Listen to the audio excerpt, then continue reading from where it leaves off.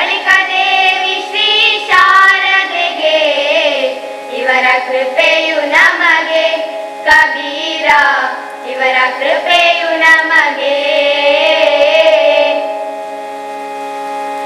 ಸದ್ಗುರು ಮಹಿಮೆ ಅನಂತ ಸದ್ಗುರು ಕೃಪೆಯು ಅನಂತ ಸದ್ಗುರು ಮಹಿಮೆ ಅನಂತ ಸದ್ಗುರು ಕೃಪೆಯು ಅನಂತ ಸದ್ಗುರು ದೊರೆತರೆ ಕ್ಷಣ ಮಾತ್ರದಲ್ಲಿ ಕರ್ಮವು ತಳೆಯುವುದೈ ಕಬೀರ ಕರ್ಮವು ತಳೆಯುವುದೈ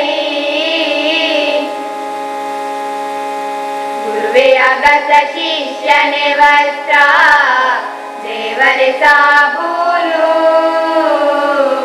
ಗುರುವೇ ಅಗತ ಶಿಷ್ಯನೇ ವಸ್ತ್ರ ದೇವರೇ ಸಾಬೂನು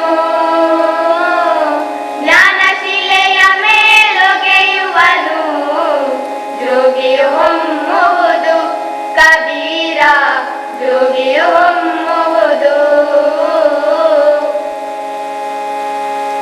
ಸತ್ಯಕ್ಕೆ ಸಮತಪವಿಲ್ಲ ಸುಳ್ಳಿನಂತ ಪಾಪ ಸತ್ಯಕ್ಕೆ ಸಮತಪವಿಲ್ಲ ಸುಳ್ಳಿನಂತ ಪಾಪ ಯಾರ ಹೃದಯದಿ ಸತ್ಯವಿಹುದು ಶ್ರೀ ಗುರು ಇಹನಲ್ಲಿ ಕಬೀರ ಶ್ರೀ ಗುರು ಇಹನಲ್ಲಿ ಶ್ರೀ ಗುರು ಇಹನಲ್ಲಿ ಕಬೀರ ಶ್ರೀ ಗುರು ಇಹನಲ್ಲಿ ಶ್ರೀ ಗುರು ಇಹನಲ್ಲಿ ಕಬೀರ ಶ್ರೀ ಗುರು ಇಹನಲ್ಲಿ. ಶಾಲೆಯ ಈ ಕಾರ್ಯಕ್ರಮ ಆದ ಕಾರಣ ನನ್ನ ಗುರುಗಳು ನಿಮ್ಮ ಗುರುಗಳು ಎಲ್ಲರ ಗುರುಗಳಿಗೂ ಸದಾ ಕಾಲದಲ್ಲಿ ನಮ್ಮ ಹೃದಯದಲ್ಲಿ ಯಾವಾಗಲೂ ಒಂದು ಧನ್ಯತಾ ಭಾವ ಗೌರವ ಭಾವ ಇರಬೇಕು. ಆದ ಕಾರಣ ಗುರುವಿನ ಸ್ಮರಣೆಯನ್ನು ಮಾಡಿಕೊಂಡು ನಾವು ಈ ಕಾರ್ಯಕ್ರಮವನ್ನು ಮುಂದುವರಿಸ್ತಾ ಇದ್ದೇವೆ. ಇಂದಿನ ಕಾರ್ಯಕ್ರಮಕ್ಕೆ ಆಗಮಿಸಿರುವಂಥ ವೇದಿಕೆಯಲ್ಲಿರುವಂಥ ನನ್ನ ಮಿತ್ರರು ಶ್ರೀ ಜಯಕುಮಾರ್ ಕೊಲ್ಯ, ರೋಟೇರಿಯನ್ ಜಯಕುಮಾರ್ ಕೊಲ್ಯ. ಇವರು ರೋಟರಿ ಕ್ಲಬ್ ಮಂಗಳೂರು ಪೂರ್ವ ವಿಭಾಗದ ಅಧ್ಯಕ್ಷರು. ಅದೇ ರೀತಿಯಲ್ಲಿ ಇಂದಿನ ಸಂಪನ್ಮೂಲ ವ್ಯಕ್ತಿ ಶ್ರೀಮತಿ ಧನಲಕ್ಷ್ಮಿ ಗಟ್ಟಿ, ದಕ್ಷಿಣ ಕನ್ನಡ ಜಿಲ್ಲಾ ಪಂಚಾಯತ್ನ ಸದಸ್ಯರು. ಮತ್ತು ಇನ್ನೊಬ್ಬರು ಶ್ರೀ ಕೆ ರಾಮರಾವ್, ಸಹಾಯಕ ಪೊಲೀಸ್ ಆಯುಕ್ತರು, ದಕ್ಷಿಣ ಉಪ ವಿಭಾಗ ಮಂಗಳೂರು. ಅವರು ಕಾರ್ಯನಿಮಿತ್ತ ಸ್ವಲ್ಪ ತಡವಾಗಿ ಬರುವವರಿದ್ದಾರೆ. ಸಮಯಕ್ಕೆ ಸರಿಯಾಗಿ ಬಂದು ತಮ್ಮ ಪಾಲಿನ ಕರ್ತವ್ಯವನ್ನು ನಿರ್ವಹಿಸಲಿದ್ದಾರೆ. ಇವರೆಲ್ಲರೂ ಇವರೆಲ್ಲರನ್ನು ಕೂಡಿಸಿಕೊಂಡು ಇಂತಹ ಒಂದು ಕಾರ್ಯಕ್ರಮವನ್ನು ಆಯೋಜಿಸಲಿಕ್ಕೆ ಕೌಶಲ್ಯ ಎನ್ನುವಂಥ ಒಂದು ಸೇವಾ ಸಂಸ್ಥೆಗೆ ತಮ್ಮ ತುಂಬು ಹೃದಯದ ಒಂದು ಸಹಕಾರವನ್ನು ಇತ್ತವರು ಶ್ರೀಯುತ ದೇವದಾಸರವರು. ಅವರು ಇಂದಿನ ನಮ್ಮ ಸಭೆಯಲ್ಲಿ ಉಪಸ್ಥಿತರಿದ್ದಾರೆ. ಈ ಕಾರ್ಯಕ್ರಮವನ್ನು ಕೌಶಲ್ಯ ಉಚ್ಚಿಲಭೋ ವಿದ್ಯಾಸಂಸ್ಥೆಗಳ ಅಧ್ಯಕ್ಷರು ಮತ್ತು ಸರ್ವ ಸದಸ್ಯರು ಮತ್ತು ಶಾಲಾ ಆಡಳಿತ ಮಂಡಳಿ ಹಾಗೂ ಶತಮಾನೋತ್ಸವ ಸಮಿತಿಯ ಸಹಯೋಗದಿಂದ ನಡೆಸುತ್ತಾ ಇದೆ. ಕೌಶಲ್ಯ ಅಂದರೆ ಏನು ಎನ್ನುವ ಬಗ್ಗೆ ನಿಮಗೊಂದು ಕುತೂಹಲ ಇರಬಹುದು. ಇದೊಂದು ಸರಕಾರೇತರ ಸಂಸ್ಥೆ. ಇದರ ಮುಖ್ಯ ಉದ್ದೇಶ ಸುದೃಢ ಭಾರತವನ್ನು ನಿರ್ಮಿಸುವುದು, ವ್ಯಸನ ಮುಕ್ತ ಭಾರತವನ್ನು ನಿರ್ಮಿಸುವುದು, ಅಷ್ಟು ಮಾತ್ರವಲ್ಲ ಸ್ವಾವಲಂಬಿ ಭಾರತವನ್ನು ನಿರ್ಮಿಸುವುದು. ಜನಗಳಲ್ಲಿ ವಿವಿಧ ಕೌಶಲ್ಯಗಳಿರ್ತವೆ. ಕೆಲವು ರೀತಿಯಲ್ಲಿ ಎಲ್ಲವನ್ನೂ ತಿಳಿದವನು ಒಂದು ವೇಳೆ ಒಂದು ಇಂಟರ್ವ್ಯೂಗೆಲ್ಲ ಹೋಗುವಾಗ ಅವನಿಗೆ ಬೇಕಾದಂಥ ಒಂದು ರೀತಿಯಲ್ಲಿ ಪ್ರತಿಸ್ಪಂದಿಸುವುದಕ್ಕೆ ಆಗದೇ ಇದ್ದಾಗ ಅವನು ಆ ಕಾರ್ಯಕ್ಕೆ ಸೆಲೆಕ್ಟ್ ಆಗದೇ ಇರ್ಬೋದು. ಅಂಥವರಿಗೆ ಒಂದು ಅವರ ಕೌಶಲ್ಯ ವೃದ್ಧಿಯನ್ನು ಮಾಡುವಂಥ ಒಂದು ಉದ್ದೇಶವನ್ನು ಇಟ್ಟುಕೊಂಡು ಈ ಒಂದು NGO ನಾವು ಆರಂಭಿಸಿದ್ದೇವೆ. ಇದಕ್ಕೆ ಒಂದು ಅತ್ಯುತ್ತಮ ಕಾರ್ಯಕ್ರಮವಾಗಿ ಇಂತಹ ಮಾದಕ ದ್ರವ್ಯದ ಕರಾಳ ಚಿತ್ರಣ ಇದನ್ನು ಈ ಶಾಲೆಯಲ್ಲಿ ನಡೆಸುವುದಕ್ಕೆ, ಅದು ಶತಮಾನೋತ್ಸವದಂಥ ಒಂದು ಮಹತ್ತರವಾದಂಥ ಒಂದು ಕೆಲಸ. 100 ವರ್ಷ ಉಪಸ್ಥಿತಿಯನ್ನು ಸಾರಿಕೊಂಡು ಸಮಾಜಕ್ಕೆ ಒಂದು ಸೇವೆಯನ್ನು ಸಲ್ಲಿಸುತ್ತಿದ್ದಂಥ ಸಂಸ್ಥೆಯ ವತಿಯಿಂದ ನಮಗೆ ಮಾಡುವುದಕ್ಕೊಂದು ಅನುವು ಮಾಡಿಕೊಟ್ಟದ್ದಕ್ಕಾಗಿ ನಾವು ಇಲ್ಲಿ ಆಡಳಿತ ಮಂಡಳಿಗೆ ಚಿರಋಣಿಗಳು. ಈಗ ಇಂದಿನ ಸಂಪನ್ಮೂಲ ವ್ಯಕ್ತಿಯಾಗಿ ಆಗಮಿಸಿದಂಥ ಶ್ರೀ ಧನಲಕ್ಷ್ಮಿ ಗಟ್ಟಿಯವರು, ಇವರು ಯಾವಾಗಲೂ ಸಮಾಜಮುಖಿಯಾಗಿ ಸಾರ್ವಜನಿಕ ಸೇವೆಯಲ್ಲಿರ್ತಾರೆ. ತಮ್ಮ ಸದಸ್ಯತ್ವದ ಒಂದು ನಿಟ್ಟಿನಗಿಂತ ಮೀರಿ ಸಹ ಸಮಾಜಕ್ಕೆ ಬೇಕಾದಂಥ ಯಾವುದೇ ಕಾರ್ಯಕ್ರಮಗಳಿದ್ದರೂ ಅವರು ಸಕ್ರಿಯವಾಗಿ ಭಾಗವಹಿಸ್ತಾ ಇದ್ದಾರೆ. ಆದ ಕಾರಣ ಅಂಥವರು ನಾವು ಕೇಳಿದ ಕೂಡಲೇ ಈ ಸಭೆಗೆ ಬಂದು ವಿದ್ಯಾರ್ಥಿಗಳನ್ನು ಉದ್ದೇಶಿಸಿ ಮಾದಕ ದ್ರವ್ಯದ ಬಗ್ಗೆ, ಅದರ ವ್ಯಸನವನ್ನು ನಿವಾರಿಸುವ ಬಗ್ಗೆ ಒಂದು ರೀತಿಯ ಪಾಠವನ್ನು ಹೇಳುವಂಥ ಒಂದು ಮಹತ್ತರವಾದ ಕಾರ್ಯವನ್ನು ವಹಿಸಿಕೊಂಡಿದ್ದಾರೆ. ನಮ್ಮ ಮೇಲೆ ಪ್ರೀತಿ ಇಟ್ಟು ಬಂದಂಥ ಅವರಿಗೆ ನಿಮ್ಮೆಲ್ಲರ ಪರವಾಗಿ ಸ್ವಾಗತ, ಸುಸ್ವಾಗತ.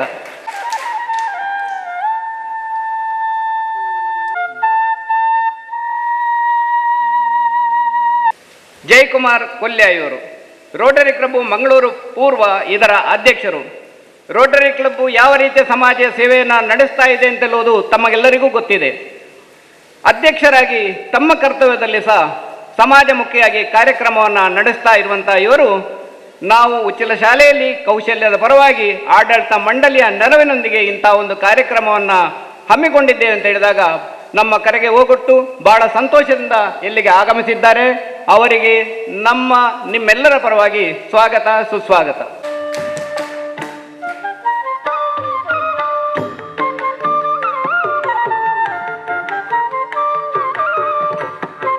ಆಗಿರುವಂಥ ದೇವದಾಸರವರು, ಅವರಿಗೆ ಚಿನ್ನ ಅಂತ ಹೇಳುವಂಥ ಒಂದು ಹೆಸರು ಇದೆ ಅಂತ ಹೇಳಿದ್ರೆ, ಚಿನ್ನದಂಥ ವ್ಯಕ್ತಿತ್ವವನ್ನು ನಮ್ಮ ರೀತಿಯಲ್ಲಿ ಅವರು ಹೊಂದಿಕೊಂಡವರು ಅಂತ ಹೇಳುವುದರಲ್ಲಿ ಯಾವುದೇ ಒಂದು ಹೆಚ್ಚುಗಾರಿಕೆ ಇಲ್ಲ. ಯಾಕೆ ಅಂತ ಹೇಳಿದ್ರೆ, ನಾವು ಇಂಥ ಕಾರ್ಯಕ್ರಮವನ್ನು ಮಾಡಬೇಕು ಅಂತ ಹೇಳಿದಾಗ ಅವರಲ್ಲಿ ಎದ್ದು ಕಂಡಂಥ ಒಂದು ತುಡಿತ.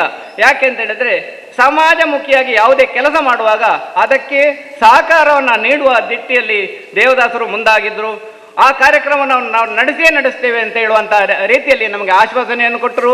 ಅದೇ ಪ್ರಕಾರವಾಗಿ ಶತಮಾನೋತ್ಸವ ಸಮಿತಿಯಲ್ಲಿ ಈ ಪ್ರಸ್ತಾವವನ್ನು ಮುಂದಿಟ್ಟು ಶತಮಾನೋತ್ಸವದ ಸಮಿತಿಯಿಂದಲೂ ಅಂಗೀಕಾರವನ್ನು ಪಡೆದುಕೊಂಡಂಥ ಮಹಾನುಭಾವರವರು. ಹೀಗೆ ನಮ್ಮ ಕಾರ್ಯಕ್ರಮಕ್ಕೆ ಸಹಕಾರವನ್ನು ಕೊಟ್ಟಂತ ದೇವದಾಸರಿಗೆ ನಿಮ್ಮೆಲ್ಲರ ಪರವಾಗಿ ಸ್ವಾಗತ, ಸುಸ್ವಾಗತ.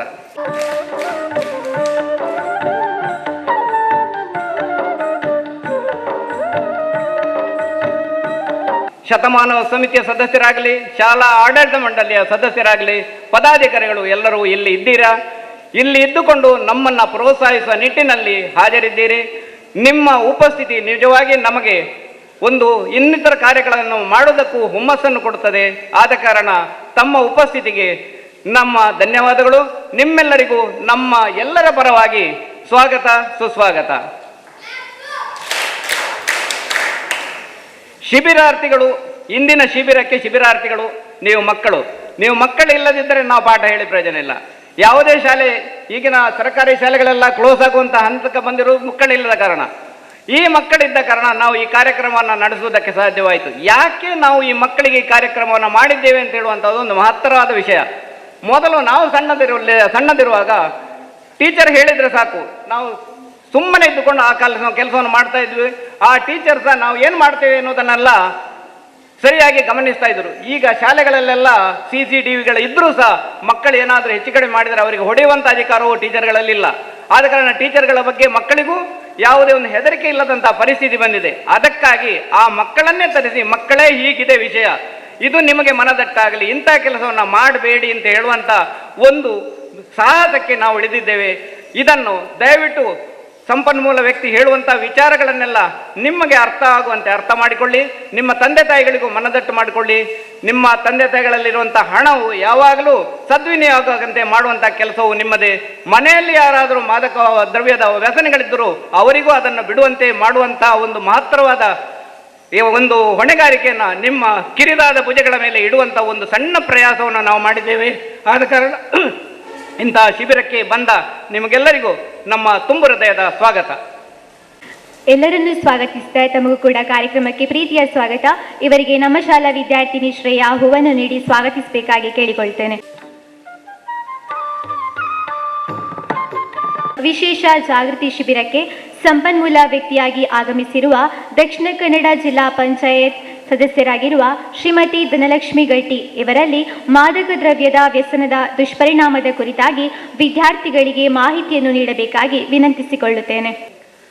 ಬಹುಶಃ ಸಾಮಾಜಿಕವಾಗಿ ಸಂಘ ಸಂಸ್ಥೆಗಳು ಬಹಳಷ್ಟು ಕೆಲಸಗಳನ್ನು ಸೇವೆಗಳನ್ನು ಸಮಾಜಕ್ಕೆ ಮುಡಿಪಾಗಿರ್ತದೆ. ಕೌಶಲ್ಯದ ಹೆಸರಿನಲ್ಲೇ ಅದೇನೋ ಒಂದು ರೀತಿಯ ಸೆಳೆತ ಮತ್ತೊಂದು ಆಕರ್ಷಣೆ ಇದೆ. ನಾನು ಯಾಕೆ ಹೇಳಿದಂತ ಹೇಳಿದರೆ, ಈ ಟೀನೇಜ್ ಎಂಬುದೇ ಒಂದು ರೀತಿಯ ಆಕರ್ಷಣೆಯ ವಯಸ್ಸು. ಒಪ್ಕೊಳ್ತೀರಾ? What's the meaning of teenage? Teenage ಯಾವಾಗ ಹೇಳ್ತಾರೆ ಮಕ್ಕಳೇ? You have to spoke with me. Yes, when the teenage will start? Yeah, the teen will comes in 13, it will close in 19. Now it will come closer. It will start only 9 or 10, I think so. ಏನೇ ಇರಲಿ, ಬಹುಶಃ ವಿಶೇಷವಾಗಿ ನಾವು ಶತವರ್ಷಗಳು ಬದುಕ್ತೇವೆಯಾ ಇಲ್ವಾ ಗೊತ್ತಿಲ್ಲ, ಆದರೆ ಉಚ್ಚಿಲ ಭೋವಿ ಶಾಲೆ ಬಹಳಷ್ಟು ಮಹಾನ್ ನಾಯಕರನ್ನು, ಬಹಳಷ್ಟು ದೇಶಕ್ಕೆ ಮತ್ತು ಈ ಊರಿಗೆ ಒಂದಷ್ಟು ಧೀರರನ್ನು ಶೂರರನ್ನು ಕೊಟ್ಟಂತಹ, ಶತಾಯುಷವನ್ನು ಪಡೆದಂತಹ ಪುಣ್ಯ ಮಣ್ಣಿನ ಶಾಲೆ ಸೋಮೇಶ್ವರದ ಈ ಒಂದು ಕ್ಷೇತ್ರದಲ್ಲಿದೆ. ಅದಕ್ಕೆ ಮೊದಲನೇದಾಗಿ ಇಲ್ಲಿ ಕಲಿತು ಈ ಶಾಲೆಯ ಬಗ್ಗೆ ಅಭಿಮಾನವನ್ನು ಉಳಿಸ್ಕೊಂಡಂಥ ಎಲ್ಲ ಹಳೆ ವಿದ್ಯಾರ್ಥಿಗಳಿಗೆ ಕೂಡ ನಾನು ಈ ಸಂದರ್ಭದಲ್ಲಿ ವಿಶೇಷವಾದಂಥ ಅಭಿನಂದನೆಗಳನ್ನು ಸಲ್ಲಿಸ್ತೇನೆ. ಸ್ನೇಹಿತರೆ, ನಾನು ಈಗಾಗಲೇ ಹೇಳಿದಾಗೆ ನಮ್ಮ ಅಜಿತ್ ಅಣ್ಣನವರು ಕಳೆದ ಬಹಳಷ್ಟು ದಿನಗಳಿಂದ ಈ ವಿಚಾರದ ಬಗ್ಗೆ ತಯಾರಿಯನ್ನು ನಡೆಸ್ತಾ ಇದ್ದಾರೆ. ನಾನಾಗಲೇ ಹೇಳಿದೆ, NGOಗಳು, ಸ್ವಯಂ ಸೇವಾ ಸಂಸ್ಥೆಗಳು ಬೇರೆ ಬೇರೆ ಕಾರ್ಯಕ್ರಮವನ್ನು ಸಾಮಾಜಿಕ ನಿಟ್ಟಿನಲ್ಲಿ ಮಾಡುತ್ತೆ.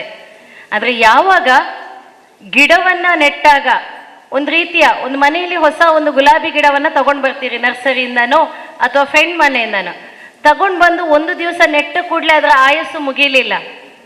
ಅದು ಮತ್ತೆ ಹೊಸ ಮಣ್ಣನ್ನು ಸೇರ್ಕೊಳ್ಬೇಕು, ಅದರಲ್ಲಿ ಜೀವಸತ್ವಗಳು ಆ ಗಿಡದಲ್ಲಿ ಬೇರುಗಳು ಮೊಳಿಬೇಕಂತ ಹೇಳಿದರೆ ಅದಕ್ಕೆ ಸೂಕ್ತ ಸಮಯದಲ್ಲಿ ನೀರನ್ನು ಗೊಬ್ಬರವನ್ನು ಹಾಕಿದರೆ ಮಾತ್ರ ಆ ಗಿಡ ಚೆನ್ನಾಗಿ ಬೆಳೀತದೆ. ವಿದ್ಯಾರ್ಥಿ ಜೀವನ ಕೂಡ ಅಷ್ಟೇ ಮಕ್ಕಳೇ.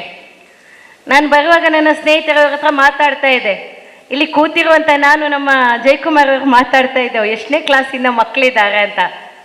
It was little bit uncomfortable, ಯಾಕಂದರೆ 6ನೇ ಕ್ಲಾಸಿಂದ ಮಕ್ಕಳಿದ್ದಾರೆ ಅಂತ ಹೇಳಿದ್ರು. ಈ 6ನೇ ಕ್ಲಾಸ್ನ ಮಕ್ಕಳಿಗೆ ಮಾದಕ ದ್ರವ್ಯಗಳು ಅಂತ ಹೇಳಿದ್ರೆ ಗೊತ್ತಿದೆಯಾ? ಏನು ಮಕ್ಕಳೇ ಮಾದಕ ದ್ರವ್ಯಗಳು ಅಂತ ಹೇಳಿದರೆ? ಮಾದಕವಾಗಿರುವಂಥದ್ದು. ಮಾದಕ ಅಂದ್ರೆ ಏನು? ಕನ್ನಡದ ಶಬ್ದಕೋಶದಲ್ಲಿ ಇದೆ. ಮಾಗಿರುವಂಥದ್ದ? ನೀವು ಮಾತಾಡಬೇಕು. ಏನು ಮಾದಕ? ಮಾದಕ, ಸಮ್ಮೋಹಕ ಅಲ್ವಾ? ಆ ಹೆಸರಲ್ಲೇ ಏನೊಂದು ರೀತಿಯ ಸೆಳೆತ. ಏನೇ ಇರಲಿ, ಗೊತ್ತಿಲ್ಲದವರು ಜೀವನ ಪರ್ಯಂತ ಈ ಮಾದಕದ ಬಗ್ಗೆ ಗೊತ್ತಿಲ್ಲದೆ ಇರುವ ಹಾಗೆ ಆ ದೇವರು ನಿಮಗೆ ಆಶೀರ್ವಾದವನ್ನು ಕೊಡಲಿ. ಡ್ರಗ್ಸ್ ಅಂದ್ರೆ ಏನು? ಈಗ ಮಾತಾಡ್ತೀರಿ ಬಹುಶಃ. What's the meaning of drugs? ಗೊತ್ತಿಲ್ಲ? ಟಿವಿಯಲ್ಲಿ ನೋಡಿಲ್ಲ? ವಾಟ್ಸಪ್ಪಲ್ಲಿ ಬರ್ತಾ ಇದೆ. ಹಿಂದಿ ಮೂವಿಯ ಒಂದು ಹಾಡು ನೆನಪಾಗುತ್ತೆ, ಹರೇ ರಾಮ್ ಹರೇ ಕೃಷ್ಣ. ಗೊತ್ತಿದೆಯಾ? ಸ್ವಲ್ಪ ಹಾಡ್ತೀರಾ? Yes, yes, you have to start. Teacher ಹೇಳಿದ್ದಾರೆ ಮಾತಾಡಬಾರ್ದು ಅಂತ. ನೋ ಪ್ರಾಬ್ಲಮ್, ಸಮಯವನ್ನು ಉಳಿಸ್ಕೊಳ್ತಾ ಇದ್ದೇನೆ.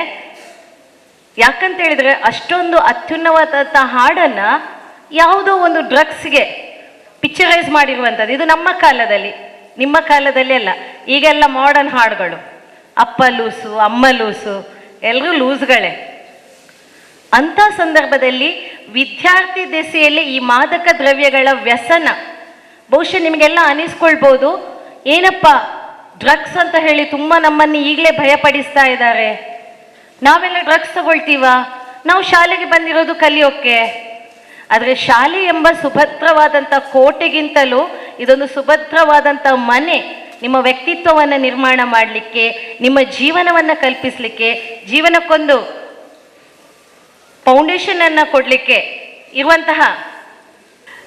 ಇಂತಹ ಒಂದು ಕಲೆಯನ್ನು ರೂಢಿಸ್ಲಿಕ್ಕೆ ನಾವೆಲ್ಲ ಬಂದಿರುವಂಥದ್ದು. ಮಧ್ಯದಲ್ಲಿ ಏನೋ ಒಬ್ಬ ಡ್ರಗ್ಸ್, ಯಾಕಂತ ಹೇಳಿದ್ರೆ ನಾನು ನನ್ನ ಮ್ಯಾಮ್ ಜೊತೆ, ನಾನು ಒಂದು ಸಾಮಾಜಿಕ ಸೇವೆ ಸಂಸ್ಥೆಯಲ್ಲಿ ಕೆಲಸ ಮಾಡಿರುವಂಥದ್ದು. ಬೇರೆ ಬೇರೆ ರಾಜ್ಯಗಳಿರ್ಬೋದು ಅಥವಾ ದೇಶದ ಉದ್ದಗಲಕ್ಕೂ ನಾವು ಇಂತಹ ಒಂದು ಸೆಮಿನಾರ್ಗಳಲ್ಲಿ ಭಾಗವಹಿಸುವಾಗ ನಮಗೆ ಎಲ್ಲೋ ಇರಿಟೇಷನ್ ಆಗುತ್ತೆ, ಎಲ್ಲೋ ಮಕ್ಕಳ ಮನಸ್ಸಲ್ಲಿ ಭಾವನೆಗಳನ್ನು ಬಿತ್ತುತ್ತಾ ಇದ್ದೇವ. ಆದರೆ ಖಂಡಿತವಾಗಿಯೂ ಇಲ್ಲ. ನಮ್ಮ ಸಂಸ್ಥೆಯಲ್ಲಿ ಚಿಕ್ಕ ಬಾಲ್ಯದಿಂದಲೂ ಇಂತಹ ಒಂದು ಅಡಿಕ್ಷನ್ಗೆ ಬಲಿಯಾದ ಮಕ್ಕಳ ಜೊತೆ ಕೆಲಸ ಮಾಡಿದ ಅನುಭವದ ಮೇಲೆ ಮಾತಾಡ್ತಾ ಇದ್ದೇನೆ ವಿದ್ಯಾರ್ಥಿಗಳೇ. ಏನು ಮಾದಕ ವ್ಯಸ್ತಗಳು ಅಂತ ಹೇಳಿದರೆ, ಬಹುಶಃ ನಮಗೆ ಕಾಲ ಕಾಲಕ್ಕೆ ಬದುಕಬೇಕಿದ್ರೆ ಊಟ ತಿಂಡಿ ನಿದ್ದೆ ಬೇಕೇ ಬೇಕು, ಹೌದಾ? ಊಟ ಮಾಡದಿದ್ರೆ ಎಷ್ಟು ಹೊತ್ತು ಬದುಕಲಿಕ್ಕೆ ಆಗುತ್ತೆ? ಸ್ವಲ್ಪ ಹೊತ್ತು, 1-2 ದಿನ ಉಪವಾಸ ಮಾಡ್ಬೋದು. ನೀರಿಲ್ಲದಿದ್ರೆ ಬದುಕಲಿಕ್ಕೆ ಆಗತ್ತಾ? ಮಾದಕ ವಸ್ತುಗಳಿಲ್ಲದಿದ್ರೆ ಬದುಕಬಹುದಾ? Yes, very good. ಆದರೆ ಇವತ್ತಿನ ಯೂತ್, ಪ್ರೆಸೆಂಟ್ ಜನರೇಷನ್ ತನ್ನ ಜೀವನದ ಅಸ್ತಿತ್ವವನ್ನೇ ಬಾಲ್ಯದಲ್ಲೇ ಕಳ್ಕೊಂಡಂಥ ಬಹಳಷ್ಟು ಇನ್ಸಿಡೆಂಟ್ಗಳಿದೆ. ಈ ಮಾದಕ ವಸ್ತುಗಳಂದರೆ ಬಾಲ್ಯ ಜೀವನದಲ್ಲಿ ಏನು ಅಂತೇಳಿ ಗೊತ್ತಿರೋದಿಲ್ಲ. ನಾನು ಆಗಲೇ ಟೀನೇಜ್ ಬಗ್ಗೆ ಉಲ್ಲೇಖ ಮಾಡಿದೆ. ಈ ಟೀನೇಜ್ ಯಾವಾಗ ಮಕ್ಕಳಲ್ಲಿ ಆರಂಭವಾಗುತ್ತಾ, ಆಕರ್ಷಣೆಗಳು ಆರಂಭವಾಗುತ್ತೆ. ನಮಗೆ ಗೊತ್ತಿದೆ, ನಾವು 1ನೇಯಿಂದ 5ನೇ ಕ್ಲಾಸ್ ತನಕ ಸಣ್ಣ ಮಕ್ಕಳಾಗೆ, ಪುಟ್ಟ ಮಕ್ಕಳಾಗೆ ಅಪ್ಪ ಅಮ್ಮ ಏನು ಹೇಳ್ತಾರ ಅದನ್ನು ಕೇಳಿಕೊಂಡು ನಮ್ಮ ಥರ ನಾವಿರ್ತೇವೆ. ಎಲ್ಲ ಸ್ಟಾರ್ಟ್ ಆಗೋದು after 6th 7th. We are the leaders. ನಾವು ಮೆಚ್ಯೂರ್ ಆಗ್ತೇವೆ. ನಾನಾಗಲೇ ಹೇಳಿದೆ, ಟೀನೇಜಲ್ಲಿ ಹಾರ್ಮೋನಲ್ ಇಂಬ್ಯಾಲೆನ್ಸ್ ಇರ್ಬೋದು, ಜೊತೆಗೆ ನಮ್ಮಲ್ಲಿ ಆ ಅಡೋಲಸೆಂಟ್ ಚೇಂಜಸ್, ಏನು ಟೀನೇಜ್ ಚೇಂಜಸ್ ಅಂತ ಹೇಳ್ತೇವೆ, ಅದು ಸ್ಟಾರ್ಟ್ ಆಗುತ್ತೆ. ಬೈ ಬರ್ತಿಂದಲೇ ಶುರುವಾಗಿರುವಂಥ ನಮ್ಮಲ್ಲಿ ಆ ಟೀನೇಜನ್ನು ಪ್ರವೇಶಿಸುವಾಗ ಫಿಸಿಕಲಿ, ಮೆಂಟಲಿ, ಸೋಷಿಯಲಿ, ದೈಹಿಕವಾಗಿ ಒಂದಷ್ಟು ಬದಲಾವಣೆಗಳು ಅದು ಗಂಡು ಮಕ್ಕಳಲ್ಲಿರ್ಬೋದು, ಹೆಣ್ಮಕ್ಳಲ್ಲಿ ಗಮನಿಸಲಿಕ್ಕೆ ಶುರು ಮಾಡ್ತೇವೆ. ಅದೇ ರೀತಿ ಮೆಂಟಲಿ, ಮಾನಸಿಕವಾಗಿ ಒಂದಷ್ಟು ಚಿಂತನೆಗಳನ್ನು, ಆಲೋಚನೆಗಳನ್ನು ಮಾಡ್ತೇವೆ. ಸೋಷಿಯಲಿ ನಾನು ಕೂಡ ಸಾಮಾಜಿಕವಾಗಿ ಏನಾದರೂ ಸಾಧಿಸಬಲ್ಲೆ, ತಮ್ಮಲ್ಲಿರುವಂಥ ಸ್ಕಿಲ್ಸ್ ಇರ್ಬೋದು, ಇದನ್ನೆಲ್ಲ ಅಪ್ರೋಚ್ ಮಾಡ್ತಾ ಬಾಹ್ಯ ಆಕರ್ಷಣೆಗೆ ಅಥವಾ ಆಪೋಸಿಟ್ ಸೆಕ್ಸ್ ಜೊತೆ, don't think it's a bad word, what you telling, ಏನು ಹೇಳ್ತಾರೆ, ಗಂಡು ಹೆಣ್ಣು, ಹೆಣ್ಣು ಮತ್ತು ಗಂಡಿನ ಆಕರ್ಷಣೆಗಳು ಕೂಡ ಆರಂಭವಾಗುವಂಥ ವಯಸ್ಸನ್ನು ನಾವು ಟೀನೇಜ್ ಅಂತ ಹೇಳ್ತೇವೆ. ಇಂಥ ಇನ್ಸಿಡೆಂಟ್ಗಳ ಜೊತೆ ಬಹುಶಃ ಪ್ರತಿನಿತ್ಯ ಕೆಲಸ ಮಾಡುವಂತಹ ಒಂದು ಅವಕಾಶದಲ್ಲಿ ನೋಡಿದ್ದೇವೆ. ಬೇರೆ ಬೇರೆ ರೀತಿಯ ಎಕ್ಸಾಂಪಲ್ಸ್ ವಿ ಕಾಂಟ್ ಎಕ್ಸ್ಪ್ಲೇನ್. ಆದರೆ ವಿಶೇಷವಾದಂಥ ಆಕರ್ಷಣೆ ಇವತ್ತಿನ ಯೂತಲ್ಲಿ ಕಂಡು ಬರ್ತಾ ಇರುವಂಥದ್ದು ಮಾದಕ ವ್ಯಸನ. ಮಕ್ಕಳೇ, ಬಹಳ ಒಂದು ಪುಟ್ಟ ಎಕ್ಸಾಂಪಲನ್ನು ಹೇಳೋದ್ರ ಜೊತೆಗೆ ನಾನು ನನ್ನ ಸೆಷನ್ನನ್ನು ಆರಂಭಿಸಲಿಕ್ಕೆ ಇಷ್ಟಪಡ್ತೇನೆ. ನಾನು ಕಳೆದ 10-12 ವರ್ಷದಿಂದ ಪ್ರಜ್ಞಾ ಕೌನ್ಸಿಲ್ ಕಂಕನಾಡಿಯಲ್ಲಿ ಕೆಲಸ ಮಾಡ್ತಾ ಇರುವಾಗ ಒಂದು 12 ವರ್ಷದ ಬಾಲಕನನ್ನು ಬೆಳಗ್ಗೆ ನನಗೆ ಒಬ್ಬರು ಕಾಲ್ ಮಾಡಿ ಹೇಳಿದರು, ಮೇಡಮ್, ರೈಲ್ವೆ ಸ್ಟೇಷನಲ್ಲಿ ಒಬ್ಬ ಹುಡುಗ ಇದ್ದಾನೆ, ನಿಮಗೆ ಹ್ಯಾಂಡ್ ಓವರ್ ಮಾಡ್ತಾ ಇದ್ದೇವೆ ಒಂದು ಕಂಕನಾಡಿ ಪೊಲೀಸ್ ಸ್ಟೇಷನಿಂದ. ಸೊ ಮೇಡಮ್ಗೆ ಬರುತ್ತೆ ಕಾಲ್, ಮತ್ತು ನಮಗೆ ಅದು ಹ್ಯಾಂಡ್ ಓವರ್ ಆಗುತ್ತೆ. ಅನಂತರ ನಾವಿಬ್ಬರು ಹೋಗಿ ನಮ್ಮ ಗಾಡಿಯಲ್ಲಿ ಆ ಹುಡುಗನನ್ನು ನಮ್ಮ ಸೆಂಟರ್ಗೆ ಕರ್ಕೊಂಡು ಬಂದೆವು. ಎಲ್ಲಿ ನಾವು ಅವನನ್ನು, ಯಾಕಂದರೆ ಚೈಲ್ಡ್ ಕೋರ್ಟ್ಗೆ ಪ್ರೊಡ್ಯೂಸ್ ಮಾಡಬೇಕು. That is the early morning.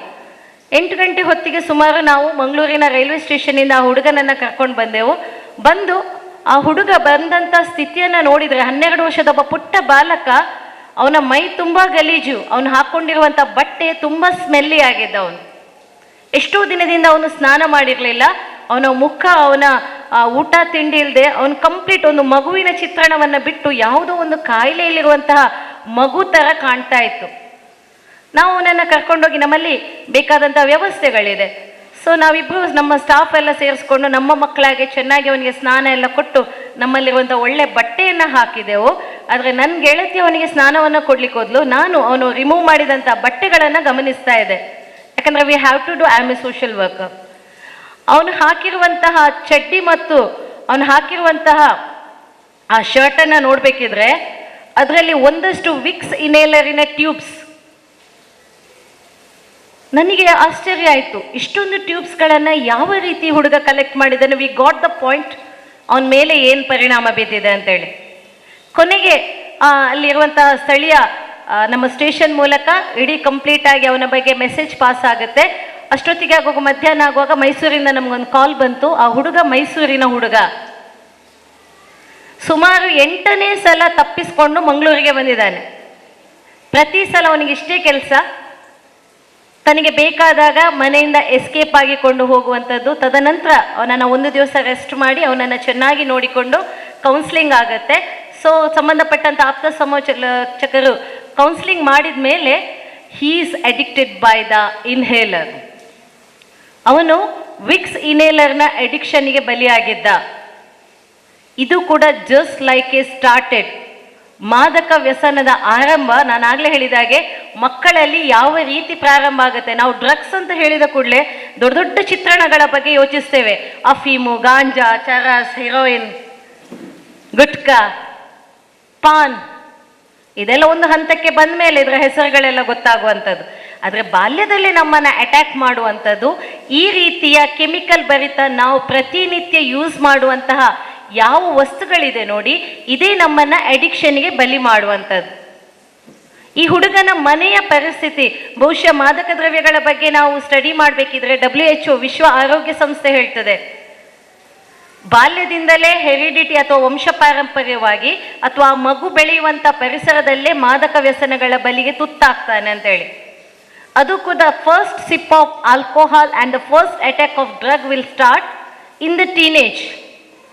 13 to 14ಗೆ ಬರುವಾಗ, ಯಾಕಂದರೆ ನಮ್ಮಲ್ಲಿ ಒಂದು ಡಿ ಅಡಿಕ್ಷನ್ ಸೆಂಟರ್ ಕೂಡ ಇದೆ, ಅಲ್ಲಿ ನಾವು ಕೇಸ್ ಸ್ಟಡಿ ತಗೊಳ್ಬೇಕಿದ್ರೆ ಅದರಲ್ಲಿ when you had your first sip, ಯಾವಾಗ ನೀವು ಆಲ್ಕೋಹಾಲನ್ನು ಸ್ಟಾರ್ಟ್ ಮಾಡಿದ್ರಾ, ಯಾವಾಗ ನಿಮಗೆ ಇದರ ಅಡಿಕ್ಷನ್ ಆಯಿತು ಅಂತ ಹೇಳಿದರೆ, 50 ವರ್ಷ 60 ವರ್ಷದ ಅಣ್ಣಂದ್ರು ಕೂಡ ಹೇಳುವಂಥದ್ದು, ನಾನು 14 ವರ್ಷ 16 ವರ್ಷ ಇರೋವಾಗ ಎಲ್ಲೋ ಒಂದು ಪಾರ್ಟಿಯಲ್ಲಿ ಎಲ್ಲೋ ಒಂದು ಫಂಕ್ಷನಲ್ಲಿ ನನ್ನ ಫಸ್ಟ್ ಸಿಪ್ಪನ್ನು ನಾನು ಟ್ರೈ ಮಾಡಿದೆ, ಅದು ನನಗೆ ಇಲ್ಲಿ ತನಕ ಅಡಿಕ್ಷನ್ಗೆ ಕರ್ಕೊಂಡೋಯ್ತು ಅಂತೇಳಿ. ನಾನು ಯಾಕೆ ವಿದ್ಯಾರ್ಥಿಗಳೇ ಹೇಳ್ತಾ ಇದ್ದೇನೆ ಅಂತ ಹೇಳಿದ್ರೆ, ಮಾದಕ ವಸ್ತುಗಳ ಸಂಮೋಹನ, ಸಮ್ಮಿಲನ ಅಥವಾ ಆಸೆ ಆಕಾಂಕ್ಷೆಗಳು ಆರಂಭವಾಗೋದೆ ಈ ಟೀನೇಜಲ್ಲಿ. ಬಾಹ್ಯ ವಸ್ತುಗಳ ಆಕರ್ಷಣೆ, ಅಟ್ರಾಕ್ಷನ್ಸ್, ನಾನಾಗಲೇ ಹೇಳಿದೆ ಬೇರೆ ಬೇರೆ ಅಟ್ರಾಕ್ಷನ್ಸ್ ಟೀನೇಜಲ್ಲಿ ಸ್ಟಾರ್ಟ್ ಆಗುತ್ತೆ. It have to happen because it's a age. ನಾವೆಲ್ಲ ಅದನ್ನು ಕ್ರಾಸ್ ಮಾಡಿ ಬಂದವರು, ಬಟ್ ಲಿಮಿಟೆಡ್. ನೀವು ಆ ಕ್ರಾಸ್ ಮಾಡುವಂಥದ್ದನ್ನು ಲಿಮಿಟೇಷನಲ್ಲಿದ್ದರೆ ನಿಮ್ಮ ಲೈಫ್ ಎಲ್ಲಿ ಕೂಡ ಸ್ಪಾಯಿಲ್ ಆಗೋದಿಲ್ಲ. ಆದರೆ ಅದನ್ನು ಕೂಡ ಬಿಟ್ಟು ಇಂಥ ಬಾಹ್ಯ ಆಕರ್ಷಣೆಗಳಿಗೆ ಒಳಗಾದಂಥ ವಿದ್ಯಾರ್ಥಿಗಳು ತಮ್ಮ ಜೀವನವನ್ನು ಅರ್ಧದಲ್ಲೇ ಕಳ್ಕೊಳ್ಳುವಂಥ ಪರಿಸ್ಥಿತಿ ಬಹಳಷ್ಟು ಲೈವ್ ಎಕ್ಸಾಂಪಲ್ಸ್ ನನ್ನ ಜೊತೆ ಇದೆ. ಇಂಥ ವಿದ್ಯಾರ್ಥಿಗಳು ಈಗಲೂ ಕೂಡ ನಮ್ಮ ಒಡನಾಟದಲ್ಲಿದ್ದಾರೆ ಮಕ್ಕಳೇ. ಈ ಮಾದಕ ವಸ್ತುಗಳು ಏನು ನೀವು ಡ್ರಗ್ಸ್ ಅಂತ ತಿಳ್ಕೊಂಡಿದ್ದೀರಾ, ಇದರ ಸ್ಟಾರ್ಟಿಂಗ್ ಆಗುವಂಥದ್ದು ಯಾವುದೋ ಒಂದು ಸಂತೋಷಕ್ಕೆ. ಈಗೆಲ್ಲ ಕಿಟಿ ಪಾರ್ಟಿಗಳು ಜಾಸ್ತಿ ನಮ್ಮಲ್ಲಿ. ಹುಟ್ಟಿದ್ರು ಪಾರ್ಟಿ, ಬರ್ತ್ಡೇಗೂ ಪಾರ್ಟಿ, ಪ್ರತಿಭಾ ಕಾರಂಜಿಯಲ್ಲಿ ವಿನ್ ಆದರೂ ಪಾರ್ಟಿ, ಏನಾದರೂ ಚಿಕ್ಕ ಅಚೀವ್ಮೆಂಟ್ ಮಾಡಿದ್ರು ಪಾರ್ಟೀಸ್, ಲೆಟ್ ಇಟ್ ಬಿ. ಆದರೆ ಪಾರ್ಟಿಗಳು ಯಾವ ರೀತಿ ಇರುತ್ತೆ ಅಂತ ಎಂಬುದನ್ನು ನಾವು ಗಮನಿಸಿದ್ದೇವಾ? ಅಲ್ಲಿ ಎಲ್ಲ ಥರದ ಜನರು ಬರ್ತಾರೆ. ಒಂದು ಮಗುವಿನಿಂದ ಹಿಡಿದು 6 to 60, ಬಿಲೋ 6 to 90 ಎಲ್ಲ ಥರದ ಜನರಲ್ಲಿರುವಂಥ ಸಂದರ್ಭದಲ್ಲಿ ಆ ಪಾರ್ಟಿಯ ರೂಪುರೇಖೆಗಳು ಹೇಗಿರುತ್ತೆ ಅಂತ ಗೊತ್ತಿರೋದಿಲ್ಲ. ಇಲ್ಲಿ ಬರುವಂತಹ ವಿದ್ಯಾರ್ಥಿ ದೆಸೆಯಲ್ಲಿರುವಂಥ ಮಕ್ಕಳು, ಅಲ್ಲಿ ತುಂಬ ಫ್ರೀ ಅಟ್ಮಾಸ್ಫಿಯರ್ ಇರುತ್ತೆ. ನಮಗೆ ನಾವು ಏನು ಬೇಕೋ ಅದನ್ನು ತಿನ್ಬೋದು, ಏನು ಬೇಕೋ ಅದನ್ನು ಕುಡಿಬೋದು.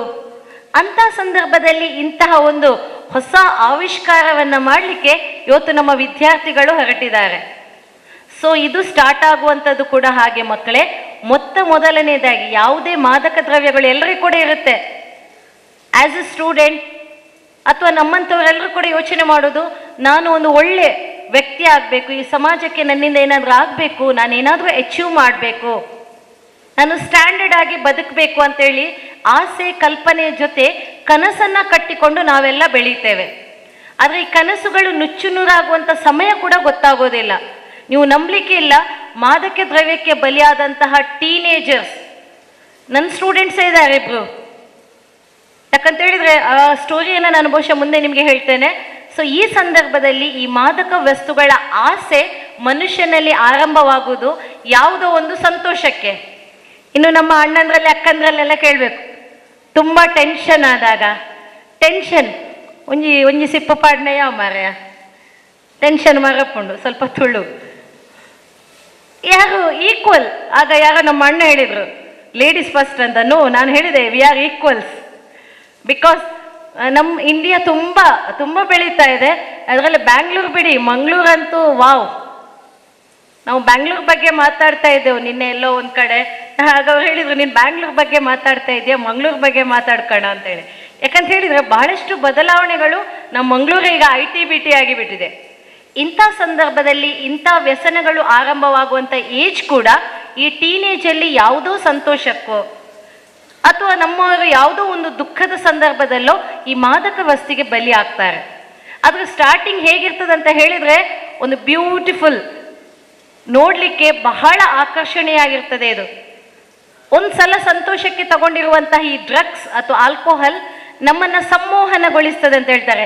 ಇದನ್ನು ಮಾನಸಿಕ ತಜ್ಞರು ಬಹುಶಃ 3 ರೀತಿಯಲ್ಲಿ ವಿಂಗಡಿಸ್ತಾರೆ. ನಮ್ಮನ್ನು ಸಂತೋಷಗೊಳಿಸಲಿಕ್ಕೆ ಮಾನಸಿಕವಾಗಿ, ಇನ್ನು ಮಾನಸಿಕವಾಗಿ ಸಂದೇಹಾಸ್ಪದವಾಗಿ ಈ ಡ್ರಗ್ಸಿನ ಅಡಿಕ್ಷನ್ ಮನುಷ್ಯನಲ್ಲಿ ಶುರುವಾಗುತ್ತಂತೆ. ಸ್ಟಾರ್ಟಿಂಗಲ್ಲಿ ಯಾವುದೇ ಒಬ್ಬ ಡ್ರಗ್ಸಿಗೆ ಬಲಿಯಾದಂಥವು, ನಾನು ಆಗ್ಲೇ ಹೇಳಿದೆ ದೊಡ್ಡ ದೊಡ್ಡ ಯೋಚನೆಗಳು ಬೇಡ ನಮಗೆ ಅಂತ.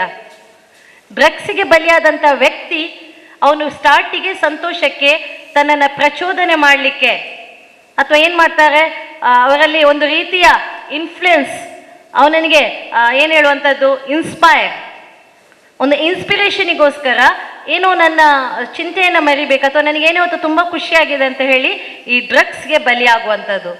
ತದನಂತರ ಇದು ನೇರವಾಗಿ ಮೆದುಳಿನ ಮೇಲೆ ಪರಿಣಾಮವನ್ನು ಬೀರುವಂಥದ್ದು. ಸ್ಟಾರ್ಟಿಂಗಲ್ಲಿ ಗೊತ್ತಿರೋದಿಲ್ಲ ಮಕ್ಕಳೇ. ನಾನು ಯಾಕೆ ಹೇಳ್ತಾ ಇದ್ದೇನೆ ಅಂತ ಹೇಳಿದರೆ, ಇತ್ತೀಚೆಗೆ ಬಹುಶಃ ಗ್ರಾಮಾಭಿವೃದ್ಧಿ ಯೋಜನೆಯಲ್ಲಿ ನಾನು ಕೆಲಸ ಮಾಡ್ತಾ ಇರುವಂಥ ಸಂದರ್ಭದ ನೆನಪುಗಳು. ಇದೇ ಕ್ಷೇತ್ರ, ಉಳ್ಳಾಲಕ್ಕೆ ಸಂಬಂಧಪಟ್ಟಂಥದ್ದೇ ಕ್ಷೇತ್ರದಲ್ಲಿ ನಮ್ಮ ಒಂದು ಕ್ಯಾಂಪಲ್ಲಿ ಒಂದು ವಿದ್ಯಾರ್ಥಿಯನ್ನು, ಹೈಸ್ಕೂಲ್ ವಿದ್ಯಾರ್ಥಿಯನ್ನು ಅಡ್ಮಿಟ್ ಮಾಡಿದರು. ನಾನು ಯಾವ ಶಾಲೆ ಏನು ಕತೆ ಅಂತ ಹೇಳಲಿಕ್ಕೆ ಬಯಸೋದಿಲ್ಲ, ಮೇ ಬಿ ಲೋಕಲ್ ಸ್ಕೂಲ್ಸ್. ನೀವು ನಂಬಲಿಕ್ಕೆ ಇಲ್ಲ, ಆ ಹುಡುಗ ಯಾವ ಅಡಿಕ್ಷನ್ಗೆ ಬಲಿಯಾಗಿದ್ದಾನಂತ ಹೇಳಿದರೆ, ದಯವಿಟ್ಟು ಇಲ್ಲಿ ಪೇರೆಂಟ್ಸ್ ಇದ್ದೀರಾ, ಟೀಚರ್ಸ್ ಇದ್ದೀರಾ, ಸ್ಪೆಷಲಿ ನೀವು ಮಕ್ಕಳಿದ್ದೀರಾ, ದಯವಿಟ್ಟು ಗಮನಿಸ್ಕೊಳ್ಳಿ. ಡ್ರಗ್ಸ್, ನಾನು ಮತ್ತೆ ಮತ್ತೆ ಹೇಳ್ತಾ ಇದ್ದೇನೆ, ಡ್ರಗ್ಸ್ ಅಂತ ಹೇಳಿದ ಕೂಡಲೇ ದೊಡ್ಡ ದೊಡ್ಡ ಅಡಿಕ್ಷನ್ಗಳು ಅಲ್ಲ ಮಕ್ಕಳೇ. ನಾವು ದಿನಂಪ್ರತಿ ಉಪಯೋಗಿಸುವಂತಹ ನಮ್ಮ ಕೈಯಲ್ಲಿರುವಂತಹ ಮೆಟೀರಿಯಲ್ಸ್, ಅದು ಸ್ಟಡಿ ಮೆಟೀರಿಯಲ್ಸ್ ಇರ್ಬೋದು, ಜಾಸ್ತಿಯಾಗಿ ಯಾವುದನ್ನು ಕೂಡ ಅಡಿಕ್ಟ್ ಆಗದಿರುವ ಹಾಗೆ ನೋಡಿಕೊಳ್ಳುವಂಥದ್ದು. ನಾವು ಬಳಸುವಂತಹ ವೈಟ್ನರ್ಸ್ ಇರ್ಬೋದು ಅಥವಾ ಪೇಂಟ್ ಇರ್ಬೋದು, ನೋಡ್ಬೋದು ಕೆಲವರಿಗೆಲ್ಲ ನಮ್ಮ ಹಿಂದೆ ಎಲ್ಲ ಹೇಳ್ತಾ ಇದ್ರು, ಆಗ ಮಣ್ಣು ಮೂರಿಲಕ್ಕಣ ಅಂತೇಳಿ, ಕೇಳಿದ್ದೀರಾ ಅಲ್ವಾ? ನಮ್ಮ ಹಿರಿಯರು ಹೇಳ್ತಾರೆ, ನಾನು ಇಷ್ಟಪಡ್ತೇನೆ. ಆ ಮಳೆ ಬರುವಂಥ ಪ್ರಥಮದ ಮಣ್ಣಿನ ಪರಿಮಳ ಇದೆಯಲ್ಲ, ಅದು ಯಾವ ತಿಂಡಿಯಲ್ಲೂ ಇರಲ್ಲ. ಆ ಸ್ಮೆಲ್, ಇಟ್ ವಾಸ್ ಸೂಪರ್. ಅದೇ ಇನ್ನು ಕೆಲವರಿಗೆ ಇದೆ, ಪೆಟ್ರೋಲ್ ಎಲ್ಲ ಹಾಕೋದಿದ್ರೆ, ಅಥವಾ ನನಗೆ ನನ್ನ ಬಾಲ್ಯದಲ್ಲಿ ನೆನಪಿದೆ, ಎಲ್ಲಾದರೂ ಚಿಮಿಣಿಗೆ ಸೀಮೆ ಎಣ್ಣೆ ಹಾಕ್ತಾ ಇದ್ರೆ ಕೆಲವರು ಅದ್ರ ಹತ್ರ ನಿಂತ್ಕೊಂಡು ಈ ನಾಯಿ ಮೂಸುತ್ತಲ್ವಾ, ಹೌದಾ? ನಿಮಗೂ ಇದೆಯಾ? ಅದು ಬರೀ ಅಟ್ರಾಕ್ಷನ್ ಆಗಿರಲಿ. ಇಟ್ ವಾಸ್ ಆಲ್ಸೋ, ಇದು ತುಂಬ ಜಾಸ್ತಿ ಆದರೆ ಅದೇ ಸೀಮೆಎಣ್ಣೆಯನ್ನು ಬಾಟ್ಲಲ್ಲಿ ಹಾಕ್ಕೊಂಡು ಸ್ನೂಸ್ ಮಾಡೋರಿದ್ದಾರೆ. This is type of addictions. ತುಂಬ ವೆರೈಟೀಸ್ ಇದೆ. ಸೊ ನಾನು ಈ ಹುಡುಗನ ಬಗ್ಗೆ ಹೇಳಬೇಕಿದ್ರೆ, ಈ ಹುಡುಗನಿಗೆ ಪೆಟ್ರೋಲಿನ ಒಂದು ವ್ಯಾಮೋಹ. ಅಪ್ಪ ದಿನ ಸ್ಕೂಟರ್ಗೆ ಪೆಟ್ರೋಲ್ ಹಾಕ್ಕೊಂಡು ಬರ್ತಾನೆ, ಬೆಳಿಗಾಗುವಾಗ ಪೆಟ್ರೋಲ್ ಇರಲ್ಲ. ಒಂದು ರೀತಿಯ ಅಡಿಕ್ಷನ್. ಗೊತ್ತಾಗುವಾಗ ತುಂಬ ಲೇಟ್ ಆಯಿತು. ಆ ಹುಡುಗ ಕಂಪ್ಲೀಟ್ ಡಿಪ್ರೆಷನ್ಗೆ ಹೋಗಿದ್ದ. ಆ ಕ್ಯಾಂಪಿಂದ ಮತ್ತೆ ಅವನನ್ನು ಅಡಿಕ್ಷನ್ ಸೆಂಟರ್ಗೆ ಹಾಕಿಬಿಟ್ಟು ತುಂಬ ಲಾಂಗ್ ಪ್ರಾಸೆಸ್ಸಲ್ಲಿ ಅವನಿಗೆ ತುಂಬ ಸಿಟ್ಟಿಂಗ್ಸ್ ಆಯಿತು. ಕೌನ್ಸಿಲಿಂಗಿಂದ ಹೊರಗಡೆ ಬಂದ. ನಾನು ಯಾಕೆ ಹೇಳ್ತಾ ಇದ್ದೇನೆ ಅಂತ ಹೇಳಿದ್ರೆ, ಮಕ್ಕಳೇ, ನಿಮ್ಮಲ್ಲಿ ಈಗಲೇ ಅಂತಹ ನೀವೆಲ್ಲ ಒಳ್ಳೆಯ ಮಕ್ಕಳು, ಅಂಥ ನಿಮ್ಮ ಫ್ರೆಂಡ್ ಸರ್ಕಲ್ ಇರ್ಬೋದು ಅಥವಾ ಇಂಥ ಎಲ್ಲಾದರೂ ಇದ್ದರೆ ಗಮನಿಸಿ, ಅದರಿಂದ ಹೊರಗಡೆ ಬರಲಿಕ್ಕೆ ಟ್ರೈ ಮಾಡಿ. ಯಾಕೆ ಇಂಥ ಸೆಷನ್ಗಳನ್ನು ಮಾಡ್ತಾ ಇರೋದಂತ ಹೇಳಿದ್ರೆ, ಅದಕ್ಕೆ ನಮಗೆ ಗೊತ್ತಾಗೋದಿಲ್ಲ ಈ ಏಜಲ್ಲಿ. ನನಗೆ ತುಂಬ ಇಷ್ಟ, ನನಗೆ ವೈಟ್ನರ್ ಅಂದರೆ, ನಾನು ಕೆಲವೊಂದು ಸಲ ಗಮನಿಸಿದ್ದೇನೆ, ಕೆಲವು ಮಕ್ಕಳ ಬ್ಯಾಗಲ್ಲಿ ಎಷ್ಟು ವೈಟ್ನರ್ಸ್ ಇರುತ್ತೆ ಅಂತ ಹೇಳಲಿಕ್ಕೆ ಸಾಧ್ಯ ಇಲ್ಲ. ಒಂದು ವೈಟ್ನರ್ ಮುಗಿದ್ರೆ, ಯಾಕಂತ ಹೇಳಿದ್ರೆ ಇದನ್ನು ದಯವಿಟ್ಟು ಪೇರೆಂಟ್ಸ್ ಮತ್ತು ಟೀಚರ್ಸ್ ಗಮನಿಸಬೇಕು, ನೀವು ಗಮನಿಸಬೇಕು ಸ್ಪೆಷಲಿ. ಯಾಕಂದರೆ 24/7 ನಿಮ್ಮ ಜೊತೆ ಯಾರು ಇರೋಕ್ಕಾಗಲ್ಲ. You have to think, I am getting something. ಯಾಕೆ ನಾನು ತುಂಬ ಅಡಿಕ್ಟ್ ಆಗ್ತಾ ಇದ್ದೇನೆ? ಇನ್ನು ಕೆಲವರಿಗೆ ಎಷ್ಟು ಬರೆದರೂ ಕೂಡ ಇರೇಸ್ ಮಾಡೋದಿದ್ರೆ ಆಗೋದೇ ಇಲ್ಲ. ಇನ್ನು ನಮ್ಮ ವಿದ್ಯಾರ್ಥಿ, ಅದರಲ್ಲಿ ಸ್ಪೆಷಲ್ ಆಗಿ ವಿದ್ಯಾರ್ಥಿನಿಯರಿದ್ದಾರೆ, ಎಕ್ಸಾಮ್ ಬಂತು ಅಂತ ಹೇಳಿದ್ರೆ ತಲೆನೋವು, ಇಟ್ಸ್ ಕಾಮನ್. ಆದರೆ ದಿನ ತಲೆನೋವು. ಏನು ಬೇಕು? ಅದು ತಲೆನೋವು ಬರಲಿ, ತಲೆನೋವು ಬರದೇ ಇರಲಿ, ಒಂದು ವಸ್ತು ಕೈಯಲ್ಲಿರಬೇಕು. ಏನದು? Vicks and one more yes, Zandu balm. ಬಹುಶಃ ನಿಮಗೆ ಗೊತ್ತಿರ್ಬೋದು ಈ ಸ್ಟೋರಿ. ಬಹಳ ವರ್ಷಗಳ ಹಿಂದೆ ಒಂದು ವಿದ್ಯಾರ್ಥಿನಿ ಎಲ್ಲಿ ತನಕ ಒಂದು ಜಂಡು ಬಾಂಬಿಗೆ ಅಡಿಕ್ಟ್ ಆಗಿದ್ಲು ಅಂತ ಹೇಳಿದರೆ, ಅವಳು ತಿನ್ನುವಂಥ ಟಿಫಿನ್ ಬ್ರೆಡ್ ಟೋಸ್ಟಿಗೆ ಕೂಡ ಜಾಮ್ ಹಾಕ್ಕೊಂಡು ತಿನ್ನುವಂಥ ಪರಿಸ್ಥಿತಿ. She is also addicted by the Zandu ಬಾಂಬ್. ಇದೆಲ್ಲ ಒಂದು ರೀತಿಯ ಡ್ರಗ್ಸಿನ ಬೇರೆ ಬೇರೆ ಚಿತ್ರಣಗಳನ್ನು ನಾನು ನಿಮಗೆ ಹೇಳ್ತಾ ಇದ್ದೇನೆ. ಇದು ಒಂದು ಹಂತ ಆದರೆ, ನಾನು ಆಗಲೇ ಹೇಳಿದಾಗೆ ಈ ಮಾದಕ ವಸ್ತುಗಳು ನಮ್ಮ ಮೆದುಳಿನ ನಿಯಂತ್ರಣವನ್ನು ವ್ಯತ್ಯಾಸ ಮಾಡುವಲ್ಲಿ ಮತ್ತು ನಿಷ್ಕ್ರಿಯವಾಗಿ ಮಾಡುವಂಥ ಕೆಲಸವನ್ನು ಇವತ್ತು ಮಾದಕ ದ್ರವ್ಯಗಳು ಮಾಡ್ತಾ ಇದೆ. ಆರಂಭದ ಸ್ಟೇಜಲ್ಲಿ ಯಾರಿಗೂ ಗೊತ್ತಾಗಲ್ಲ. ನೀವು ನೋಡಿರ್ಬೋದು, ಯಾವಾಗ ಒಬ್ಬ ವ್ಯಕ್ತಿ ಎಲ್ಲಾದರೂ ಗ್ಯಾಂಗ್ ಕೂತ್ಕೊಂಡಿದ್ರೆ ಆಲ್ಕೋಹಾಲಿಕ್ಕನ್ನು ಬೇಗ ಒಬ್ಬ ಕುಡಿತಾ ಇದ್ದಾನೆ, ತುಂಬ ಕುಡಿತಾ ಇದ್ದಾನೆ ಅಂತ ಹೇಳಿದ್ರೆ ಇಮಿಡಿಯೇಟ್ ಹೇಳ್ತೀರಿ ನೀವೆಲ್ಲ, ಹೌದಾ? ಹೇಗೆ ಹೇಳ್ತೀರಾ? ನಿಮ್ಮ ಕಣ್ಣೆದ್ರೆ ಕಾಣುತ್ತೆ, ಅವರು ಒಂದಿಡುವಂಥ ಸ್ಟೆಪ್ ಎರಡಾಗುತ್ತೆ ಅಲ್ವಾ? ನಮಗಿಂತ ಚೆನ್ನಾಗಿ ನಡೀತಾ ಇರೋರು ಆ ಸಂದರ್ಭದಲ್ಲಿ ನಾವೆಲ್ಲ ಪಕ್ಕದಲ್ಲಿ ಇಟ್ಕೊಂಡು ಕುಸು ಕುಸು ನಗ್ತೀವಿ. ಆದರೆ ಕೆಲವೊಂದು ಸಂದರ್ಭದಲ್ಲಿ ನಮ್ಮ ತಪ್ಪು ಕಲ್ಪನೆಗಳು ಕೂಡ ಆಗಿರುತ್ತೆ. ಯಾರೋ ಒಬ್ಬ ಆರೋಗ್ಯದಿಂದ ಅಥವಾ ಫಿಸಿಕಲಿ ಇಂಬ್ಯಾಲೆನ್ಸ್ ಆಗಿದ್ರು ಕೂಡ ಕೆಲವೊಮ್ಮೆ ತಪ್ಪು ಕಲ್ಪನೆಗಳಿಂದ ಏನೋ ಅನಾಹುತಗಳಾಗ್ತದೆ. ಆದರೆ ಒಬ್ಬ ಡ್ರಗ್ ಅಡಿಕ್ಟನ್ನು ಐಡೆಂಟಿಫೈ ಮಾಡುವಂಥದ್ದು ಬಹಳ ಬಹಳ ಕಷ್ಟ. ಅವನು ಗೊತ್ತಾಗಬೇಕಿದ್ರೆ ಅವನ ಎಂಡ್ ಸ್ಟೇಜ್ ಅಥವಾ ಯಾವಾಗ ಅವನ ಅಗ್ರೆಸಿವ್ ಆಗಿ ಡಿಪ್ರೆಷನ್ ಸ್ಟೇಜಿಗೆ ಹೋಗ್ತಾನ, ಆ ಸಂದರ್ಭದಲ್ಲಿ ಮಾತ್ರ ಅವನನ್ನು ಐಡೆಂಟಿಫೈ ಮಾಡಲಿಕ್ಕಾಗೋದು. ಗೊತ್ತೇ ಆಗೋದಿಲ್ಲ. ಬಹಳಷ್ಟು ಕೇಸ್ಗಳಲ್ಲಿ ಯಾವ ಸ್ಟೇಜ್ಗಳಲ್ಲಿ ಕೂಡ ಒಬ್ಬ ಡ್ರಗ್ ಅಡಿಕ್ಟ್ ಆಗಿದ್ದಾನೆ ಅಂತ ಹೇಳಲಿಕ್ಕೆ ಸಾಧ್ಯ ಇಲ್ಲ. ಈ ಡ್ರಗ್ಸ್ಗಳಲ್ಲಿ ಬೇರೆ ಬೇರೆ ರೀತಿಯ, ನಾನು ಆಗಲೇ ಹೇಳಿದಾಗೆ ಬಹುಶಃ 5 ರೀತಿಯಲ್ಲಿ ನಾವು ವಿಂಗಡಣೆ ಮಾಡ್ಬೋದು. ನಾನು ಆಗಲೇ ಹೇಳಿದೆ, ಮೊದಲು ಅಟ್ರಾಕ್ಷನಿಗೆ, ಸಂತೋಷಕ್ಕೋ ದುಃಖವೋ ನಾವು ತಗೊಳ್ತೇವೆ. ತದನಂತರ ಇದು ಡೈರೆಕ್ಟಾಗಿ ನಮ್ಮ ಮೆದುಳಿನ ಮೇಲೆ ಪರಿಣಾಮವನ್ನು ಬೀರ್ತದೆ, ಮಾನಸಿಕವಾದಂಥ ಆಘಾತವನ್ನು ಮಾಡುತ್ತೆ. ನಿಮಗೊಂದು ಡ್ರೀಮ್ ಇದೆಯಾ? Did you have dream? Any dreams? Yes, what you want to do in your future? You want to become a doctor, then engineer, then yes, I didn't get artist, yeah, ಕಲಾವಿದ, ಮತ್ತೆ yes, dreams are so beautiful kids, yes. ಕೇಳ್ತಾ ಇಲ್ಲ ಅಷ್ಟೇನಾ? ಬರೀ ನಮ್ಮ ಬೋವಿ ಶಾಲೆಯಲ್ಲಿ doctors, engineers, artist. Sir ಏನು ಕತೆ ನಿಮ್ಮದು? Yeah, dreams, thank god, hats off to you my kids. ಯಾರೋ ಸೋಲ್ಜರ್ ಅಂತ ಹೇಳಿದರು, ಥ್ಯಾಂಕ್ ಗಾಡ್. ಅಟ್ಲೀಸ್ಟ್ ಮಕ್ಕಳೇ ಸೈನ್ಯಕ್ಕೆ ಸೇರುವಂಥ ಒಂದು ದೊಡ್ಡ ಮನಸ್ಸನ್ನು ಮಾಡಿ ನಮಗೋಸ್ಕರ ರಾತ್ರಿ ಹಗಲು ನಿದ್ದೆ ಬಿಟ್ಟು ಊಟ ಬಿಟ್ಟು ನಮ್ಮನ್ನು ಕಾಯ್ತಾ ಇದ್ದಾರೆ. ನಾಳೆ ಅಂಥ ಸೋಲ್ಜರ್ಸ್ ನಮ್ಮಿಂದಲೂ ಬರಲಿ. ಬಹುಶಃ ನಮ್ಮ ಡಿಕೆಯಿಂದ ಭಾಳಷ್ಟು ಕಡಿಮೆ, ತುಂಬ ನೋವಾಗ್ತಾ ಇದೆ. ಒಂದು ಮನೇಲಿ ಅಟ್ಲೀಸ್ಟ್ ಹೇಗೆ ನಮ್ಮ ಬೇರೆ ಬೇರೆ ರಾಷ್ಟ್ರಗಳಲ್ಲಿ, ಇಸ್ರೇಲಲ್ಲಿ compulsory we have to go to the army. ಯಾವುದೇ ಒಂದು ಸರ್ಕಾರಿ ಉದ್ಯೋಗ ಸಿಗಬೇಕಿದ್ರೆ 1-2 ವರ್ಷ ಆದರೂ ಸರ್ವಿಸ್ ಮಾಡಬೇಕು. ಸೊ ಬಹುಶಃ ಭಾರತದಲ್ಲಿ ಕೂಡ ಅಂಥ ಸಂಪ್ರದಾಯ ಬಂದರೆ ಇವತ್ತು ರಾಜಕೀಯಕ್ಕೆ ಬರಬೇಕಿದ್ರು ಕೂಡ ಎಲ್ಲ ಒಂದು ಕೇಳ್ತಾ ಇದ್ದೆ, ಮೊದಲು ಅವರನ್ನು 1 ವರ್ಷ ಆರ್ಮಿಗೆ ಕಳಿಸಬೇಕು ಅಂತೇಳಿ. We are ready. ಯಾಕಂತ ಹೇಳಿದರೆ ಇಂಥ ಮನೋಭಾವನೆ ನಿಮ್ಮಲ್ಲಿ ಬೆಳೀಲಿ, ನಿಮ್ಮೆಲ್ಲ ಕನಸುಗಳು ನನಸಾಗಲಿ. ಆದರೆ ನಿಮ್ಮ ಕನಸುಗಳನ್ನು ಕಟ್ಟಿಕೊಂಡು ನಿಮ್ಮ ಪೇರೆಂಟ್ಸ್, ನೀವು ನೋಡಿರ್ಬೋದು ನಿಮ್ಮ ಪೇರೆಂಟ್ಸನ್ನು, ನೀವು ಬೆಳಿಗ್ಗೆ ಹೋಗಬೇಕಿದ್ರೆ ಮನೇಲಿ ಏನಾದರೂ ಕಡಿಮೆ ಇದ್ದರೆ, ಕಷ್ಟ ಇದ್ದರೆ ಯಾವ ಪೇರೆಂಟ್ಸ್ ನಿಮಗೆ ತೋರಿಸಲ್ಲ. ನಿಮ್ಮಮ್ಮ ಮಧ್ಯಾಹ್ನ ಹೊತ್ತಿಗೆ ಅವಳಿಗೆ ಊಟ ಇಲ್ಲದಿದ್ರು ಕೂಡ ಬೆಳಗ್ಗೆ ನಿಮ್ಮ ಟಿಫಿನ್ ಚೆನ್ನಾಗಿ ಮಾಡಿಕೊಡ್ತಾಳೆ ಅವಳು. ನನ್ನ ಮಗಳು ಚೆನ್ನಾಗಿ ತಿನ್ನಬೇಕು. ಯಾವುದಾದ್ರೂ ಹಬ್ಬ ಹರಿದಿನ ಬರಬೇಕಿದ್ರೆ ನಿಮ್ಮ ತಂದೆ ತಾಯಿ ಹೊಸ ಬಟ್ಟೆ ತೆಗೆದುಕೊಡದಿದ್ರು ಕೂಡ ನನ್ನ ಮಗಳಿಗೆ ಬೇರೆ ಮಕ್ಕಳ ಎದುರಲ್ಲಿ ಕಂಪೇರ್ ಮಾಡಬಾರ್ದು, ಆ ಮಗುವಿಗೆ ಒಳ್ಳೆ ಬಟ್ಟೆ ಕೊಡಬೇಕು. ನಿಮ್ಮ ತಂದೆ ತಾಯಿಗೆ ಅವರದ್ದೇ ಆದ ಬೇರೆ ಒತ್ತಡಗಳಿರುತ್ತೆ. ಫ್ಯಾಮಿಲಿ ಕಮಿಟ್ಮೆಂಟ್ಸ್ ಇರ್ಬೋದು, ಸೋಷಿಯಲ್ ಕಮಿಟ್ಮೆಂಟ್ಸ್ ಇರ್ಬೋದು, ವರ್ಕ್ ಕಮಿಟ್ಮೆಂಟ್ಸ್ ಇರ್ಬೋದು. ಆದರೆ ಎಲ್ಲಾದರೂ ಕೂಡ ನಿಮ್ಮಲ್ಲಿ ಹೇಳಿದಾರಾ, ನೀನು ಶಾಲೆಗೆ ಹೋಗ್ಬೇಡಪ್ಪ, ನಾಳೆಯಿಂದ ನನ್ನ ಜೊತೆ ಕೆಲ್ಸಕ್ಕೆ ಬಾ, ಕಷ್ಟ ಇದೆ ಮನೆಯಲ್ಲಿ, ಯಾರಿಗಾದ್ರೂ ಹೇಳಿದಾರಾ? ಆದರೆ ನಾವು ಭಾಳಷ್ಟು ಬುದ್ಧಿವಂತರ ಮಕ್ಕಳು. ನಿಮ್ಮ ಬೇಡಿಕೆಗಳು ಪೂರೈಸದೇ ಇರುವಾಗ, ನಿಮ್ಮ ವಿಶ್ವಾಸನ್ನು ಕೆಲವೊಮ್ಮೆ ತಂದೆ ತಾಯಿಗಳು ಪೂರೈಸದಿರುವಾಗ, ನಾನು ಒಂದಷ್ಟು ಪೇರೆಂಟ್ಸ್ ಜೊತೆ ಕೂಡ ಇಂಟರಾಕ್ಟ್ ಮಾಡಿದ್ದೇನೆ. ನಾನು ಹೋಗುದಿಲ್ಲ ಶಾಲೆಗೆ, ನಾನು ಕೆಲಸಕ್ಕೆ ಹೋಗ್ತೇನೆ. ಬುದ್ಧಿವಂತರು, ಶಾರ್ಟ್ಕಟ್ ಮೆಥಡ್ ಅಲ್ವಾ? ನನಗೆ ಬೇಡ, ಶಾಲೆ ಬೇಡ. ಮತ್ತೆ ಗೊತ್ತಾಗುತ್ತೆ ಅಂಥ ವಿದ್ಯಾರ್ಥಿ ಕೂಡ ಇದ್ದಾನೆ ನನ್ನ ಜೊತೆಗೊಬ್ಬ.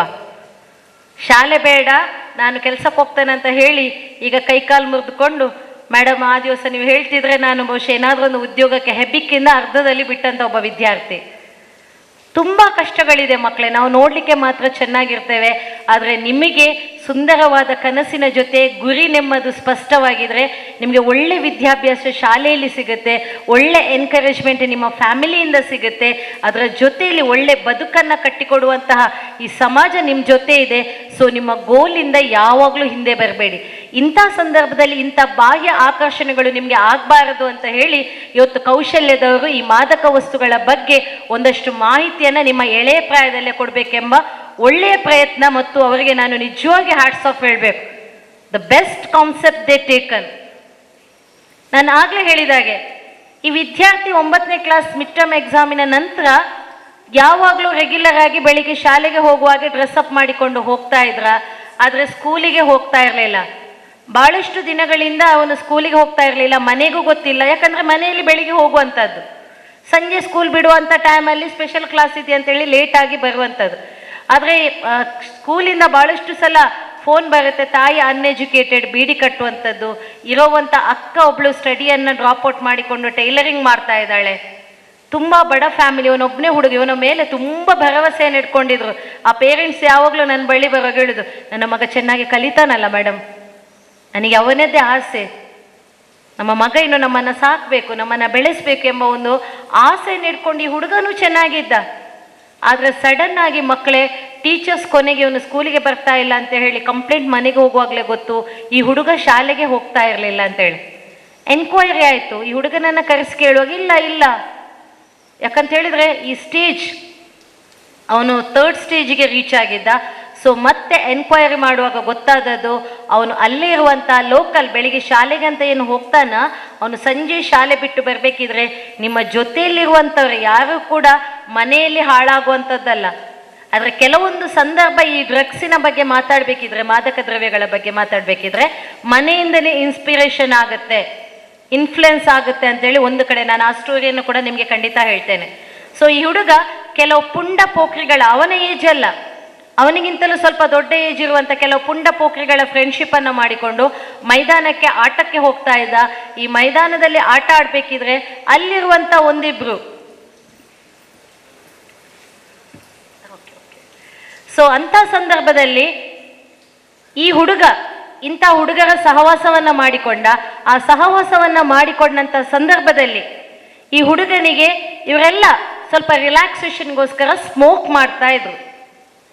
ಇವರು ಸ್ಮೋಕ್ ಮಾಡುವಂಥ ಸ್ಟೈಲ್, ಯಾಕಂತೇಳಿದರೆ ನಾನು ಮಂಗಳೂರಲ್ಲೇ ಭಾಳಷ್ಟು ಗಮನಿಸಿದ್ದೇನೆ, specially the high school and PU students. ನಾನು ಆ ಇನ್ಸಿಡೆಂಟನ್ನು ಮೊದಲು ಹೇಳ್ತೇನೆ. ಮಂಗಳೂರಿನ ಒಂದು ಶೋರೂಮಿಗೆ ನಾವು ಹೋಗಿದ್ದೆವು ಕಳೆದ ವರ್ಷದ ಒಂದು ನೆನಪು, ನನ್ನ ಇಂಥ ನೆನಪುಗಳಲ್ಲಿ ಒಂದು ನೆನಪು. ನಾವೆಲ್ಲ ಪರ್ಚೇಸ್ ಮಾಡಿಬಿಟ್ಟು ಗಾಡಿ ಹೊರಗಡೆ ಇತ್ತು, ಅಲ್ಲಿ ಒಂದು ಸೈಡಲ್ಲಿ ಒಂದು ಚಿಕ್ಕ ಡಾಬಾ ಇತ್ತು, ಗೂಡಿತ್ತು. ಮಧ್ಯಾಹ್ನದ ಲಂಚ್ ಬ್ರೇಕ್, ಅಲ್ಲೇ ಇರುವಂಥ ಮಂಗಳೂರಿನ ಕೆಲವು ಲೋಕಲ್ ಶಾಲೆ ಮಕ್ಕಳೆಲ್ಲ ತಿಂಡಿ ಎಲ್ಲ ತಿಂತಾ ಇದ್ರು. ಅಷ್ಟೊತ್ತಿಗೆ ಆಗುವಾಗ ನಂದು ಸ್ವಲ್ಪ ಒಬ್ಸರ್ವೇಷನ್ ಅಂತ ಹೇಳ್ಬೋದು. ಮಕ್ಕಳ ಜೊತೆ ನಾನು ತುಂಬ ಇಷ್ಟಪಡ್ತೇನೆ, ಯಾಕಂದರೆ I can learn something more. ನಾನು ಎಲ್ಲೋ ಸೈಡಲ್ಲಿ ಪ್ಯಾಕೆಟ್ಸ್ ಇಟ್ಕೊಂಡು ಏನೋ ಮಾತಾಡಬೇಕಿದ್ರೆ ಕಾಲ್ ಬಂತು ಅಂತೇಳಿ ಸೈಡ್ ಹೋಗುವಾಗ ಒಂದು ಡಾಬಾದ ಹತ್ರ ಹೋದೆ. ಎಲ್ಲೋ ಡಾಬಾದ ಮೂಲೆಯಿಂದ ಹೊಗೆ ಹೋಗ್ತಾ ಇತ್ತು, ಸ್ಮೋಕ್. ಈ ಕಡೆ ಮಕ್ಕಳೆಲ್ಲ ಇದ್ದಾರೆ ಹೊರಗಡೆ. ಐ ಫೈಟೆಡ್. ನನಗಾಯ್ತು, ಏನೋ ಪಾಪ ಆಮ್ಲೆಟ್ ಏನೋ ಮಾಡ್ತಾ ಇದ್ದಾರೆ, ಎಲ್ಲೋ ಗ್ಯಾಸ್ಗೆ ಬೆಂಕಿ ಹತ್ಕೊಂಡಿತ್ತು, ತುಂಬ ಸ್ಮೋಕ್ ಹೋಗ್ತಾ ಇದೆ. It's not a big large ಅಮೌಂಟಲ್ಲಿ ಇರಲಿಲ್ಲ, ಬಟ್ ಏನೋ ಅಲ್ಲಿ ಆಗಿದೆ ಅಂತ ಹೇಳಿ ನಾನು ಯಾರಿಗೂ ಹೇಳಲಿಲ್ಲ ಅಲ್ಲಿ, ಯಾಕಂದರೆ ಎಲ್ಲರೂ ಡಿಸ್ಟರ್ಬ್ ಆಗುತ್ತಾರೆ, ಅಂದರೆ ಪಬ್ಲಿಕ್ ಅಲ್ವಾ. ಸೊ ನಾನೇನು ಮಾಡಿದೆ, ಇಮಿಡಿಯೇಟ್ ಫೋನನ್ನು ಹಿಡ್ಕೊಂಡು ಆ ಡಾಬಾದ ಅಣ್ಣನ ಹತ್ರ, ಅಣ್ಣ ಎಲ್ಲೋ ಸ್ಮೋಕ್ ಹೋಗ್ತಾ ಇದೆ ಅಂತ ಹೇಳಿ ಡೈರೆಕ್ಟಾಗಿ, ಸ್ವಲ್ಪ ಅಧಿಕ ಪ್ರಸಂಗ ಎಲ್ಲ ಕೆಲವೊಮ್ಮೆ ಜಾಸ್ತಿ ಮಾಡ್ತೇವೆ ನಾವು ಒಂದೊಂದು ಕಡೆಗಳಲ್ಲಿ. ಆದರೆ I shocked, really I shocked. 3-4 ಜನ ಶಾಲೆಗೆ ಹೋಗುವಂಥ ಮಕ್ಕಳು ಯೂನಿಫಾರ್ಮಲ್ಲಿ ಲಂಚ್ ಬ್ರೇಕಲ್ಲಿ ದೇ ಆರ್ ಸ್ಮೋಕಿಂಗ್. ಹೇಗಾಗಬೇಕು ಮಕ್ಕಳೇ? ಅವರದೇ ಪ್ರಪಂಚದಲ್ಲಿ ನಾನು ಬಂದ ಆ ಮಕ್ಕಳನ್ನ ನೋಡ್ತಾ ಇದ್ದೇನೆ, ದೇ ಡೋಂಟ್ ನೋ. ಅಂಥ ಹೊತ್ತಲ್ಲಿ ಈ ರೀತಿಯ ಅಡಿಕ್ಷನ್ಗೆ ಇದ್ದರೆ ಅವ್ರ ಆಫ್ ಟೈಮಲ್ಲಿ ಸ್ಕೂಲ್ ಬಿಟ್ಟಂಥ ಟೈಮಲ್ಲಿ ಹೇಗಿರ್ಬೋದು? ಬಹುಶಃ ಇಲ್ಲಿ ಕೂಡ ಎಲ್ಲಾದರೂ ಕದ್ದು ಮುಚ್ಚಿ ಇಂಥದ್ದು ನಡೀತಾ ಇದ್ದರೆ ನಿಮ್ಮ ಗಮನಕ್ಕೆ ಎಲ್ಲಿಯಾದರೂ ಬಂದರೆ ಇಮಿಡಿಯೇಟ್ ನಿಮ್ಮ ಶಿಕ್ಷಕರಿಗೋ ಅಥವಾ ಅವರ ಪೇರೆಂಟ್ಸ್ಗೂ ನೀವೇ ಹೋಗಿ ಅಲ್ಲಿ ಅಟ್ಯಾಕ್ ಮಾಡಲಿಕ್ಕೆ ಹೋಗಬೇಡಿ. ನೀವು ನೆಕ್ಸ್ಟ್ ಡೇ ಹೋಗುವಾಗ, ಯಾಕಂದರೆ ಇವತ್ತಿನ ಇನ್ಸಿಡೆಂಟ್ಗಳನ್ನೆಲ್ಲ ನೋಡ್ತಾ ಇದ್ದೀರಿ, ಅಡೋಲೆಸೆಂಟಲ್ಲೇ ಗ್ರೆಡ್ಜಸ್ ಎಲ್ಲ ಬರುವಂಥದ್ದು. ಬಟ್ ನೀವು ಮಾಡಬೇಕಾದಂಥ ಸೋಷಲ್ ಜಸ್ಟಿಸ್, ನೀವು ಈಗಲೇ ಏನಾದರೂ ನಿಮ್ಮಲ್ಲಿ ಲೀಡರ್ಶಿಪ್ ಕ್ವಾಲಿಟಿ ಮತ್ತು ನಿಮ್ಮಲ್ಲಿ ಆ ಕೈಂಡ್ನೆಸ್ ಇದ್ದರೆ, ನೀವು ಚೆನ್ನಾಗಾಗಬೇಕು, ನಮ್ಮ ಸ್ನೇಹಿತರು ಚೆನ್ನಾಗಾಗಬೇಕಂತ ಹೇಳಿದರೆ ಇಮಿಡಿಯೇಟ್ ನಿಮ್ಮ ಶಾಲೆಗೆ ಸಂಬಂಧಪಟ್ಟಂಥ ಟೀಚರ್ಸ್ಗಳಿಗೆ ಅಥವಾ ಅವರ ಪೇರೆಂಟ್ಸ್ಗಳಿಗೆ ತಿಳಿಸುವಂಥ ಕೆಲಸವನ್ನು ಮಾಡಿ. ಯಾಕಂತ ಹೇಳಿದರೆ ಸ್ಟಾರ್ಟಿಂಗ್ ಸ್ಟೇಜಲ್ಲಿದ್ದರೆ ದೇ ಕ್ಯಾನ್ ಸ್ಟಾಪ್. ಮತ್ತೆ ಇದು ಅಡಿಕ್ಷನ್ ಆದರೆ ಅದರಿಂದ ಹೊರಗಡೆ ಬರಲಿಕ್ಕೆ ಕಷ್ಟ. ನಾನು ನಿಮ್ಮ ಹುಡುಗನ ಕಥೆಯನ್ನು ಹೇಳ್ತಾ ಈ ಸ್ಮೋಕ್ ಮಾಡುವಂಥ ಸ್ಟೈಲನ್ನು ನೋಡಿ ಈ ಹುಡುಗನಿಗೆ ಏನೋ ಅನಿಸಿತ್ತು, ನಾನು ಒಂದು ಫಸ್ಟ್ ಸಿಪ್ ಜಸ್ಟ್ ನೋಡಬೇಕು ಅಂತೇಳಿ. ಆದರೆ ಆ ದಿವಸ ತಗೊಂಡಂತಹ ಅವನ ಫಸ್ಟ್ ಸ್ಮೋಕ್, ನಿಮಗೆ ತಿಳಿದಿರಲಿ, ಸಿಗರೇಟಿನ ಇದು ಕೂಡ WHO ವರ್ಲ್ಡ್ ಹೆಲ್ತ್ ಆರ್ಗನೈಸೇಷನ್ನ ಸಮೀಕ್ಷೆ ಪ್ರಕಾರ ಒಂದು ಸಿಗರೇಟು ಎಷ್ಟಿದೆಯಾ ಗೊತ್ತಿದೆಯಾ? ಇಂಚು. ಎಷ್ಟು ಉದ್ದ ಇದೆಯಾ? ಬಹುಶಃ ನಿಮ್ಮಲ್ಲಿ ಇಂಚಸ್ ನೋಡಲಿಕ್ಕೆ ದಯವಿಟ್ಟು ಸಿಗರೇಟ್ ಪರ್ಚೇಸ್ ಮಾಡಲಿಕ್ಕೆ ಹೋಗಬೇಡಿ. ಮೇ ಬಿ 5 ಇಂಚಸ್ ಅಂತ ಹೇಳ್ತಾರೆ. ಹೌದಾ ಸರ್? May be good. ಯಾಕಂತ ಹೇಳಿದರೆ ಜಸ್ಟ್ ಇಮ್ಯಾಜಿನೇಷನ್, ಒಂದು 5 ಇಂಚಿನಷ್ಟು ಇರುತ್ತೆ. ನಾನು ನೋಡಿದ್ದೇನೆ, ಅದಕ್ಕೋಸ್ಕರ ನಾನು ನೋಡಿದ್ದೇನೆ. ಯಾಕಂತ ಹೇಳಿದರೆ ಅದರ ಒಂದು ತಿಳ್ಕೊಳ್ಳಿ, ಆ ಸಿಗರೇಟಿನ ಒಂದು ಸ್ಮೋಕ್, ಒಂದು ದಂಬು, ಬಾರಿ ಲೋಕಲಲ್ಲಿ ಹೇಳಬೇಕಿದ್ರೆ ದಂಬು ಹೇಳ್ತೇವಲ್ವ, ಒಂಜಿ ದಂಬು ದೆಪ್ಪೊಡು ಮಗ, ಒಂಜಿ ದಂಬು ಇಪ್ಪುನ ನೋಡಿ, ಅವ್ರಿಗೆ ನಗು ಬರ್ತಾ ಇದೆ. ಯಾಕಂದರೆ ಆ ದಂಬಲ್ಲಿರೋ ಮಜಾನೇ ಬೇರೆ ರೀ, ಸ್ಮೋಕ್ ಮಾಡಿದರೆ ಗೊತ್ತು ಅಂತೇಳಿ. ಮತ್ತೆ ಅದರ ಸಜಾ ಸಿಗುವಾಗ ಗೊತ್ತಾಗುತ್ತೆ. ಮಜಾ ವಿದ್ ಸಜಾ ಅಂತೇಳಿ ಹೇಳ್ತೇವಲ್ವಾ, ಇದು ಸಜಾ ಅಂತ ಹೇಳಿದರೆ ಹಿಂದಿಯ ಸಜಾ, ಶಿಕ್ಷೆ ಅಂತ ಹೇಳ್ತೇವೆ ನಾವು. ಆ ಒಂದು ದಂಬಲ್ಲಿ ನಮ್ಮ 5 ನಿಮಿಷದ ಆಯಸ್ಸು, ನಮ್ಮ ಲೈಫ್ ಟೈಮ್ ಕುಗ್ಗಿ ಹೋಗ್ತದಂತೆ. ನಾವು ಮಾಡುವಂಥ ಸಿಗರೇಟಿನ ಒಂದು ಸ್ಮೋಕಿನ ಒಂದು ದಂಬಲ್ಲಿ 5 ನಿಮಿಷದ ಆಯಸ್ಸು ಮುಗ್ದೋಗ್ತದೆ. ಆ 5 ಇಂಚಿನ ಸಿಗರೇಟನ್ನು ಸ್ಮೋಕ್ ಮಾಡಬೇಕಿದ್ರೆ ನಮ್ಮ ಎಷ್ಟು ಆಯಸ್ಸು ಕಡಿಮೆ ಆಗ್ಬೋದು, ಜಸ್ಟ್ ಇಮ್ಯಾಜಿನ್. ಸೊ ಅಂಥ ಸಂದರ್ಭದಲ್ಲಿ ದಯವಿಟ್ಟು ಸ್ಮೋಕಿಂಗ್ ಇಂಜುರೀಸ್ ಲೈಫ್ ಅಂತೇಳಿ ದೊಡ್ಡ ಪ್ಯಾಕೆಟಲ್ಲಿ ಹಾಕಿರ್ತಾರೆ. ಎಷ್ಟು ನೋಡಿದ್ದಾರೆ ಇಲ್ವೋ ಗೊತ್ತಿಲ್ಲ ಸ್ಮೋಕ್ ಮಾಡುವವರು. ಖಂಡಿತವಾಗಿ ಇದು ದೊಡ್ಡ ಅಡಿಕ್ಷನ್. ಈ ಹುಡುಗ ಬರೀ ಸ್ಮೋಕ್ ಮಾಡಿದ್ದು ಸಿಗರೇಟ್ ಅಲ್ಲ, ಅವನ ಜೊತೆ ಇರುವಂಥವರು ಈ ಡ್ರಗ್ಸ್ ಮಾಫಿಯಾ ಗಾಂಜಾವನ್ನು ಸೇರಿಸ್ಕೊಂಡು ಸ್ಮೋಕ್ ಮಾಡ್ತಾ ಇದ್ರು. ಈ ಹುಡುಗ ಎಲ್ಲಿ ತನಕ ಅಡಿಕ್ಟ್ ಆದ, ಕೇವಲ ಅವನ ರಿಲ್ಯಾಕ್ಸೇಷನ್ಗೆ ತಗೊಂಡಂಥ ಒಂದು ದಮ್ ಅವನನ್ನು ಕೊನೆಗೆ ಬಿಡ್ಲಿಕ್ಕಾಗಲಿಲ್ಲ. ಅವನು ನಿರಂತರವಾಗಿ ಹೆಚ್ಚೇನು ಟರ್ಮ್ ತಗೊಳ್ಳಿಲ್ಲ. ವಿದಿನ್ 3 ಮಂತ್ಸ್ ಅಲ್ಲಿ ಅವನು ಎಷ್ಟು ಅಡಿಕ್ಟೆಡ್ ಆಗಿದೆ ಅಂತ ಹೇಳಿದರೆ, ಮನೆಯಲ್ಲಿ ಭಾಳಷ್ಟು ಆರೋಗೆಂಟ್ ಆಗಿ ಬಿಹೇವ್ ಮಾಡ್ತಾ ಇದ್ದ. ಪಾಪ, ನಾನು ಆಗಲೇ ಹೇಳಿದೆ, ಮಧ್ಯಮ ವರ್ಗದ ಫ್ಯಾಮಿಲಿ, ಅವರೆಲ್ಲ ತುಂಬ ದೈವ ದೇವರನ್ನೆಲ್ಲ ನಂಬುವುದು. ನನ್ನ ಮಗನಿಗೆ ಗಾಳಿಯಾಗಿದೆ, ಅದಾಗಿದೆ, ಇದ್ದ ಚರ್ಚು, ಇದ್ದ ಮಸೀದಿ, ಇದ್ದ ದೈವಸ್ಥಾನ ಎಲ್ಲ ಖರ್ಚು ಮಾಡಿದವರು. ಎಲ್ಲೋ ನನ್ನ ಮಗನಿಗೆ ಸಮಸ್ಯೆ ಆಗಿದೆ ಅಂತೇಳಿ ಯಾರಿಗೂ ಕೂಡ ಗೊತ್ತಾಗಲಿಲ್ಲ ನಮ್ಮ ಮಗ ಇಂಥ ಒಂದು ಅಡಿಕ್ಷನ್ಗೆ ಬಲಿಯಾಗಿದ್ದಾನೆ ಅಂತ ಹೇಳಿದ್ರೆ. ಆದರೆ ನೀವು ನಂಬಲಿಕ್ಕಿಲ್ಲ ಮಕ್ಕಳೇ, ಇವತ್ತು ಆ ವಿದ್ಯಾರ್ಥಿ ಬಹುಶಃ ಒಂದು 10-20 ವರ್ಷ ಅವನಿಗೆ ಆಗಿರ್ಬೋದು.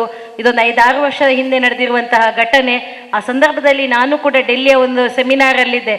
ನನ್ನ ಗೆಳತಿಯೊಬ್ಬರು ಫೋನ್ ಮಾಡಿ ಹೇಳಿದರು, ಈ ರೀತಿ ನೀನು ಪಾಠ ಹೇಳ್ಕೊಡ್ತಿದ್ದ ಹುಡುಗನ ಅವಸ್ಥೆ ಹೀಗಾಗಿದೆ ಅಂತೇಳಿ. ನಾನು ಕೊನೆಯ ಹಂತ ಹೇಳಿದೆ, ಡ್ರಗ್ಸಿನ ಮತಿ ವಿಕಾರಕ ಅಂತೇಳಿ.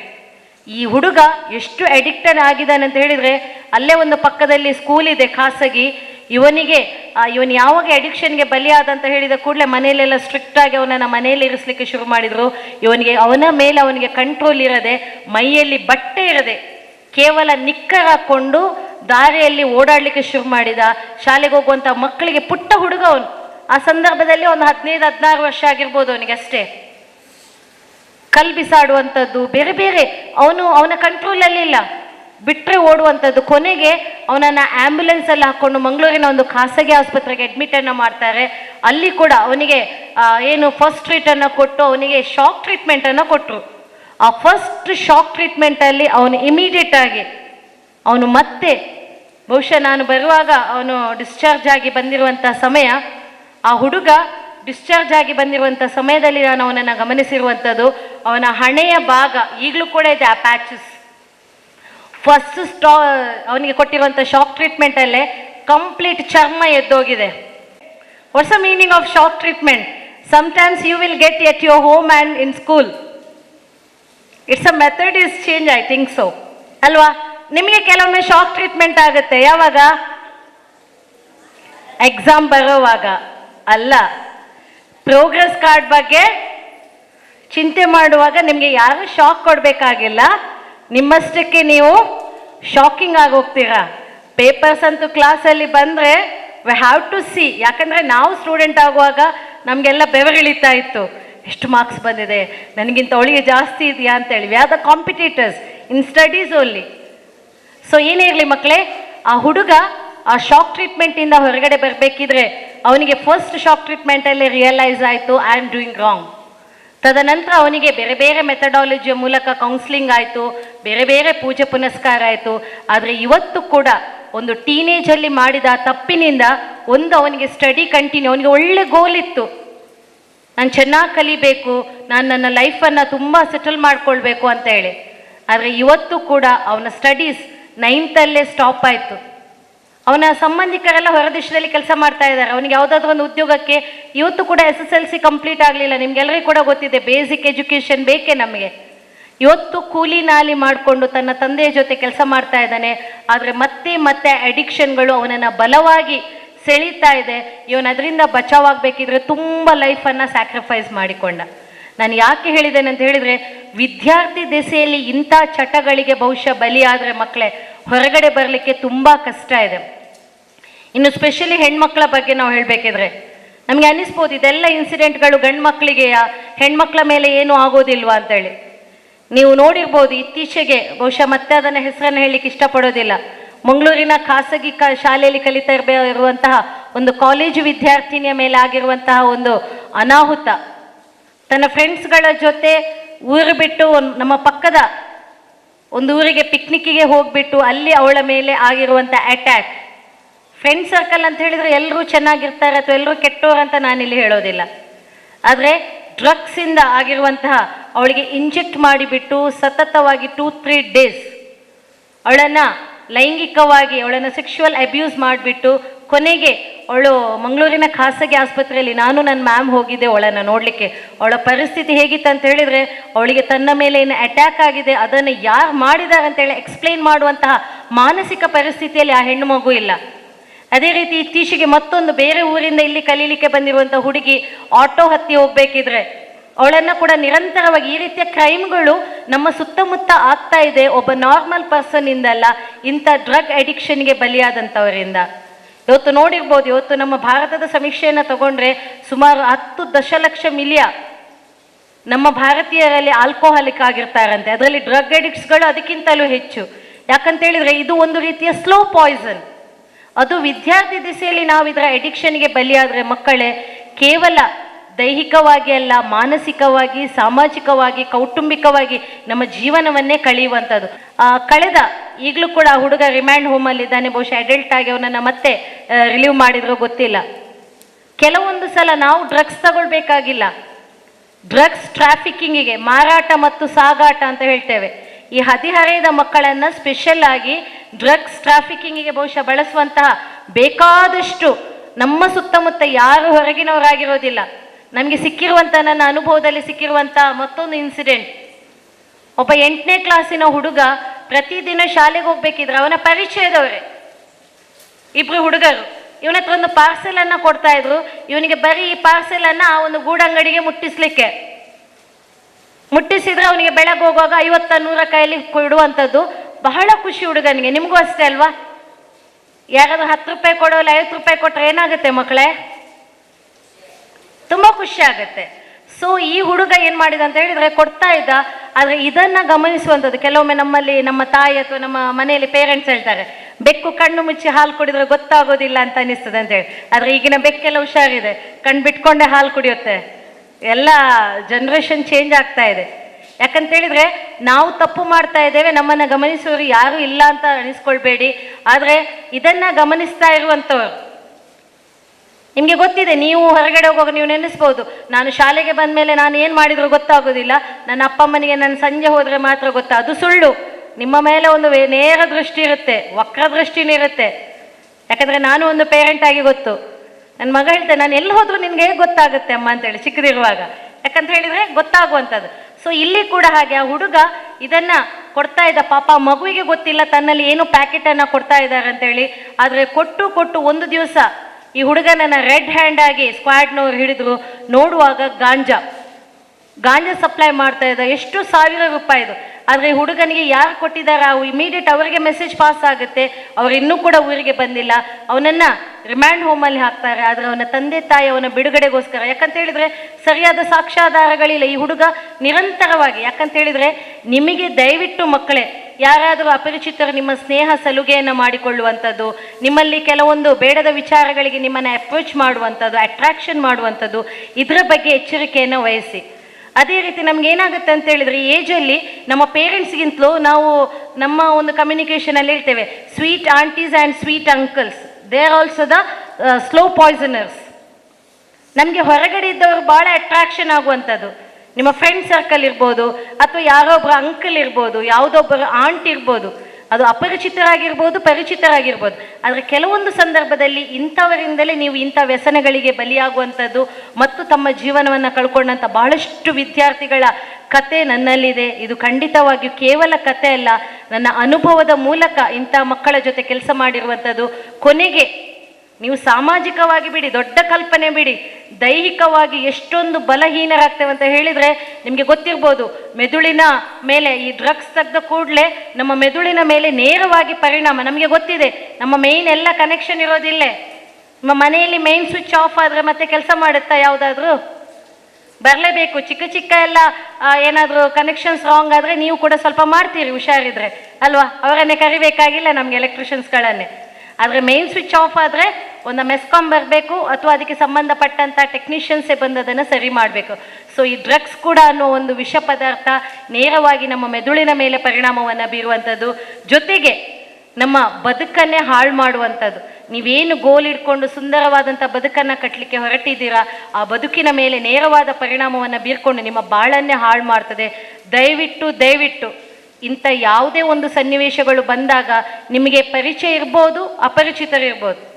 ಹೆಚ್ಚಾಗಿ ಅಪರಿಚಿತರಿಂದ ಇತ್ತೀಚಿನ ಕಾಲದಲ್ಲಿ ಇಂಥ ಕ್ರೈಮ್ಗಳು ನಡೀತಾ ಇಲ್ಲ. ಇವತ್ತಾಗುವಂಥ ಕ್ರೈಮ್ಗಳೆಲ್ಲ ಪರಿಚಿತರಿಂದಲೇ ಆಗುವಂಥದ್ದು. ಇದರ ಬಗ್ಗೆ ಅಲರ್ಟ್ ಆಗಿರಿ ಅಂತ ಹೇಳ್ತಾ, ಬಹುಶಃ ಮಾದಕ ವಸ್ತುಗಳಲ್ಲಿ ಭಾಳಷ್ಟು ಇದೆ, ಆದರೂ ಕೂಡ ಅದನ್ನು ಎಕ್ಸ್ಪ್ಲೈನ್ ಮಾಡುವಂಥ ಅವಕಾಶಗಳು ಇಲ್ಲಿ ಇಲ್ಲದಿರುವಂಥ ಕಾರಣ, ಮಾದಕ ವಸ್ತುಗಳಂತ ಹೇಳಿದರೆ ಏನು ನಾವು ನಾರ್ಮಲ್ ಆಗಿ ತಿನ್ನುವಂಥ ಅನ್ನ ಸಾರು ಅಥವಾ ಏನು ನ್ಯೂಟ್ರಿಷನ್ಸನ್ನು ಬಿಟ್ಟು ನಮ್ಮ ದೇಹಕ್ಕೆ ಬೇಡದ, ನಾನು ಸಿಂಪಲ್ ಆಗಿ ನಿಮಗೆ ಹೇಳುವಂಥದ್ದು, ದೊಡ್ಡ ಎಕ್ಸ್ಪ್ಲನೇಷನ್ ಕೊಟ್ಟರೆ ಬಹುಶಃ ನಿಮಗೆ ಎಷ್ಟು ಅರ್ಥ ಆಗುತ್ತೆ ಅಂತ ಗೊತ್ತಿಲ್ಲ. ಸಿಂಪಲ್ ಆಗಿ ನನಗೆ ಬೇಡ, ಆದರೂ ಕೂಡ ನನಗೆ ಎಲ್ಲೋ ಒಂದು ಇಂಡೈರೆಕ್ಟ್ ಆಗಿ ನನ್ನನ್ನು ಅಟ್ರಾಕ್ಟ್ ಮಾಡ್ತಾ ಇದೆ, ಇದನ್ನು ತಗೊಂಡ್ರೆ ನನಗೆ 1 ನಿಮಿಷದ ಅಥವಾ 5 ನಿಮಿಷದ ನಶೆ ಸಿಗ್ಬೋದೇ ವಿನಃ ನನ್ನ ಬದುಕನ್ನು ಖಂಡಿತವಾಗಿ ರೂಪಿಸಲಿಕ್ಕೆ ಸಾಧ್ಯ ಇಲ್ಲ ಎಂಬುದ ಕಲ್ಪನೆಯ ಜೊತೆ ನೀವು ಯಾವಾಗ ಬದುಕಲಿಕ್ಕೆ ಶುರು ಮಾಡ್ತೀರಾ, ಅಂಥ ಸಂದರ್ಭದಲ್ಲಿ ಖಂಡಿತವಾಗಿಯೂ ನಿಮ್ಮ ಜೀವನ ನೀವು ನೆಟ್ಟಿರುವಂಥ ಗುರಿಯ ಮೇಲೆ ಹೋಗುತ್ತೆ, ನಿಮ್ಮ ಗೋಲನ್ನು ರೀಚ್ ಆಗಲಿಕ್ಕೆ ಸಾಧ್ಯ ಆಗ್ತದೆ ಅಂತ ಹೇಳ್ತಾ, ಬಹುಶಃ ಕೊನೆಯ ಒಂದು ಮಾತು, ಹಬ್ಬ ಹರಿದಿನ ಬರಬೇಕಿದ್ರೆ ಅಥವಾ ಸ್ಕೂಲಿಗೆ ಬರಬೇಕಿದ್ರೆ ನೀವು ಕಾಲಿಗೆ ಹಾಕುವ ಚಪ್ಪಲಿ ತಗೊಳ್ಳಿಕ್ಕೆ ಎಷ್ಟು ಶಾಪನ್ನು ತಿರುಗಾಡ್ತೀರಾ? ಅಥವಾ ಒಂದು ಶಾಪಿಗೆ ಹೋಗಬೇಕಿದ್ರೆ ಇಮಿಡಿಯೇಟ್ ಹೋಗಿ ನೀವು ಚಪ್ಪಲನ್ನು ಸೆಲೆಕ್ಟ್ ಮಾಡ್ತೀರಾ? ಏನು ಮಾಡ್ತೀರಾ? ಆ ಶಾಪಲ್ಲಿ ಎಷ್ಟು ನಮೂನೆ ಚಪ್ಪಲ್ಸ್ ಇದೆ, ಅದನ್ನೆಲ್ಲ ಒಮ್ಮೆ ಕೆಳಗಾಕಿ ಬಿಡ್ತೀರಾ ಅಲ್ವಾ? ಮತ್ತೆ ಅವ್ನು ಕೆಕ್ಕರಿಸಿ ನೋಡಬೇಕು ಏನು ಉಪದ್ರವಿ ಅಂತೇಳಿ ಕಸ್ಟಮರ್ಸ್ ಇದ್ರೆ. ಬರೀ ಮಕ್ಕಳೇ ಕಾಲಿಗೆ ಹಾಕುವಂಥ ಚಪ್ಪಲಿಯನ್ನು ಚೂಸ್ ಮಾಡಲಿಕ್ಕೆ ಇಡೀ ಒಂದು ದಿವಸ ಶಾಪಿಂಗಿಗೆ ತಗೊಳ್ತೇವೆ ಅಥವಾ ಚಾಯ್ಸಿಗೆ. ಯಾಕಂತ ಹೇಳಿದ್ರೆ ಆ ಚಪ್ಪಲಿ ಹಾಕ್ಕೊಂಡು ನಾಳೆ ನೀವು ಸ್ಕೂಲಿಗೋ ಫಂಕ್ಷನಿಗೆ ಹೋದ್ಮೇಲೆ ಆ ಚಪ್ಪಲಿ ಮಿಸ್ ಆಗ್ಬೋದು, ನೀವು 1000ನೋ 2000ನೋ ಕೊಟ್ಟಿರ್ಬೋದು. ಆದರೆ ಇದೇ ಬದುಕನ್ನು ಕಟ್ಟಬೇಕಿದ್ರೆ ಸವೆದು ಹೋಗುವಂಥ ಕಿತ್ತೋಗುವಂಥ ಚಪ್ಪಲಿಯನ್ನು ನಾವು ಚಾಯ್ಸ್ ಮಾಡಲಿಕ್ಕೆ ಟೈಮ್ ತಗೊಳ್ತೇವೆ. ಆದರೆ ಬದುಕನ್ನು ಕಟ್ಟುವಾಗ ಇಂಥ ಚಿಕ್ಕ ಆಕರ್ಷಣೆಗಳಿಗೆ ಬಲಿಯಾಗಿ ನಮ್ಮ ಬದುಕನ್ನು ನಾವು ಹಾಳು ಮಾಡಿಕೊಳ್ಳುವಂತಹ ವಿದ್ಯಾರ್ಥಿಗಳು ನಮ್ಮಲ್ಲಿ ಬಹಳಷ್ಟು ಇವತ್ತು ಬೆಳೀತಾ ಇದ್ದಾರೆ. ನಿಜವಾಗಿ ಅವರ ತಪ್ಪು ಅಂತ ಹೇಳುವುದಿಲ್ಲ. ಯಾವುದೋ ಒಂದು ಆಕರ್ಷಣೆಗೋ ಕ್ಷಣಿಕ ಸುಖಕ್ಕೋ ಅಥವಾ ತಪ್ಪು ದಾರಿಗೆ ಹೊಳೆಯುವಂತಹ ಒಂದಷ್ಟು ಮಾಧ್ಯಮಗಳ, ಬಹುಶಃ ಸೈಬರ್ ಕ್ರೈಮ್ ಬಗ್ಗೆ ಕೂಡ ಬಹಳಷ್ಟು ಇದೆ. ಇತ್ತೀಚೆಗೆ ಒಂದು ಮಂಗಳೂರಲ್ಲಿ ಆದಂಥ ಆತ್ಮಹತ್ಯೆಯ ಘಟನೆ ಕೂಡ, ಒಬ್ಬ ವಿದ್ಯಾರ್ಥಿ ನಿಮಗೆ ಗೊತ್ತಿರ್ಬೋದು, ಮಂಗಳೂರಿನ ಹೃದಯ ಭಾಗದಲ್ಲೇ 3ನೇ ಮಹಡಿಯಿಂದ ಬಿದ್ದುಕೊಂಡು ಸತ್ತೋದ. ಸಾಮಾಜಿಕ ಜಾಲತಾಣಗಳು ಅಂತ ಹೇಳ್ತೇವೆ, ಸೈಬರ್ ಕ್ರೈಮ್ಸ್, ಬಹುಶಃ ಈ ಡ್ರಗ್ಸ್ಗೆ ಎಡಿಕ್ಟ್ ಆದಂತಹ ವಿದ್ಯಾರ್ಥಿಗಳಲ್ಲಿ ಈ ಸೈಬರ್ ಕ್ರೈಮ್ಸ್ ಕೂಡ ಜಾಸ್ತಿ ಇರುತ್ತೆ ಅಂತ ಹೇಳ್ತಾ, ಬಹುಶಃ ಇವೆಲ್ಲದರಿಂದ ನೀವು ಬಚಾವಾಗಬೇಕಿದ್ರೆ ನಿಮ್ಮ ಗುರಿ ನೇರವಾಗಿರಲಿ, ನಿಮ್ಮ ದೃಷ್ಟಿ ನಿರಂತರವಾಗಿ ನಿಮ್ಮ ವಿದ್ಯಾಭ್ಯಾಸದ ಬಗ್ಗೆ, ಸಂಸ್ಕಾರದ ಬಗ್ಗೆ. ನೀವೇನು ನಿಮ್ಮ ಮನೆಯಲ್ಲಿ ಸಂಸ್ಕಾರ ಇದೆಯಾ ಆ ಸಂಸ್ಕಾರವನ್ನು ಬೆಳೆಸ್ಕೊಂಡು ಉಳಿಸ್ಕೊಂಡು ಶಾಲಾಡಳಿತ ಇವತ್ತು ಬಹಳ ಅತ್ಯುತ್ತಮವಾದಂಥ ಕಾರ್ಯಕ್ರಮವನ್ನು ಆರ್ಗನೈಸ್ ಮಾಡಿದ್ದಾರೆ. ಮತ್ತೊಮ್ಮೆ ಕೌಶಲ್ಯ ಸಂಸ್ಥೆಗೆ ನಾನು ಅಭಿನಂದನೆಯನ್ನು ಸಲ್ಲಿಸುತ್ತಾ, ನಿಮ್ಮೆಲ್ಲರ ಜೀವನ ಬಾಳು ಬಂಗಾರವಾಗಲಿ ಮಕ್ಕಳೇ. ಆದರ್ಶರಾದಂತಹ ಯುವ ನಾಯಕರಿಯಾಗಿ ಈ ಊರಿಗೆ, ಈ ರಾಷ್ಟ್ರಕ್ಕೆ, ಈ ದೇಶದ ಒಂದು ಸಂಕೇತವಾಗಿ ನೀವೆಲ್ಲರೂ ಕೂಡ ಬದುಕಿ ನಿಮ್ಮ ಎಲ್ಲ ಕನಸುಗಳು ನನಸಾಗಲಿ ಅಂತ ಹಾರೈಸ್ತಾ ಮಾತಿಂದ ವಿರಮಿಸ್ತಾ ಇದ್ದೇನೆ. ಸರ್ವೇ ಜನ ಸುಖಿನೋ ಭವಂತು. ನೋಡಿ, ಇದು ಒಂದು ಕಾರ್ಯಕ್ರಮ ಮಾದಕ ವಸ್ತು ಬಗ್ಗೆ ನನಗೆ ಕರೆದಿದ್ದಾರೆ ಹೇಳಲಿಕ್ಕೆ. ಇಲ್ಲಿ ಇದ್ದ ಸ್ಟೂಡೆಂಟ್ಸ್ 6th ಸ್ಟ್ಯಾಂಡರ್ಡಿಂದ 10th ವರೆಗಿರ್ಬೋದು. ಅವರ ಏಜ್ ಗ್ರೂಪ್ ನಾನು ತಿಳಿದ ಮಟ್ಟಿಗೆ ಒಂದು 10 ವರ್ಷದಿಂದ 15 ವರ್ಷದ ಏಜ್ ಗ್ರೂಪಿನ ವಿದ್ಯಾರ್ಥಿಗಳು ಇಲ್ಲಿದ್ದಾರೆ.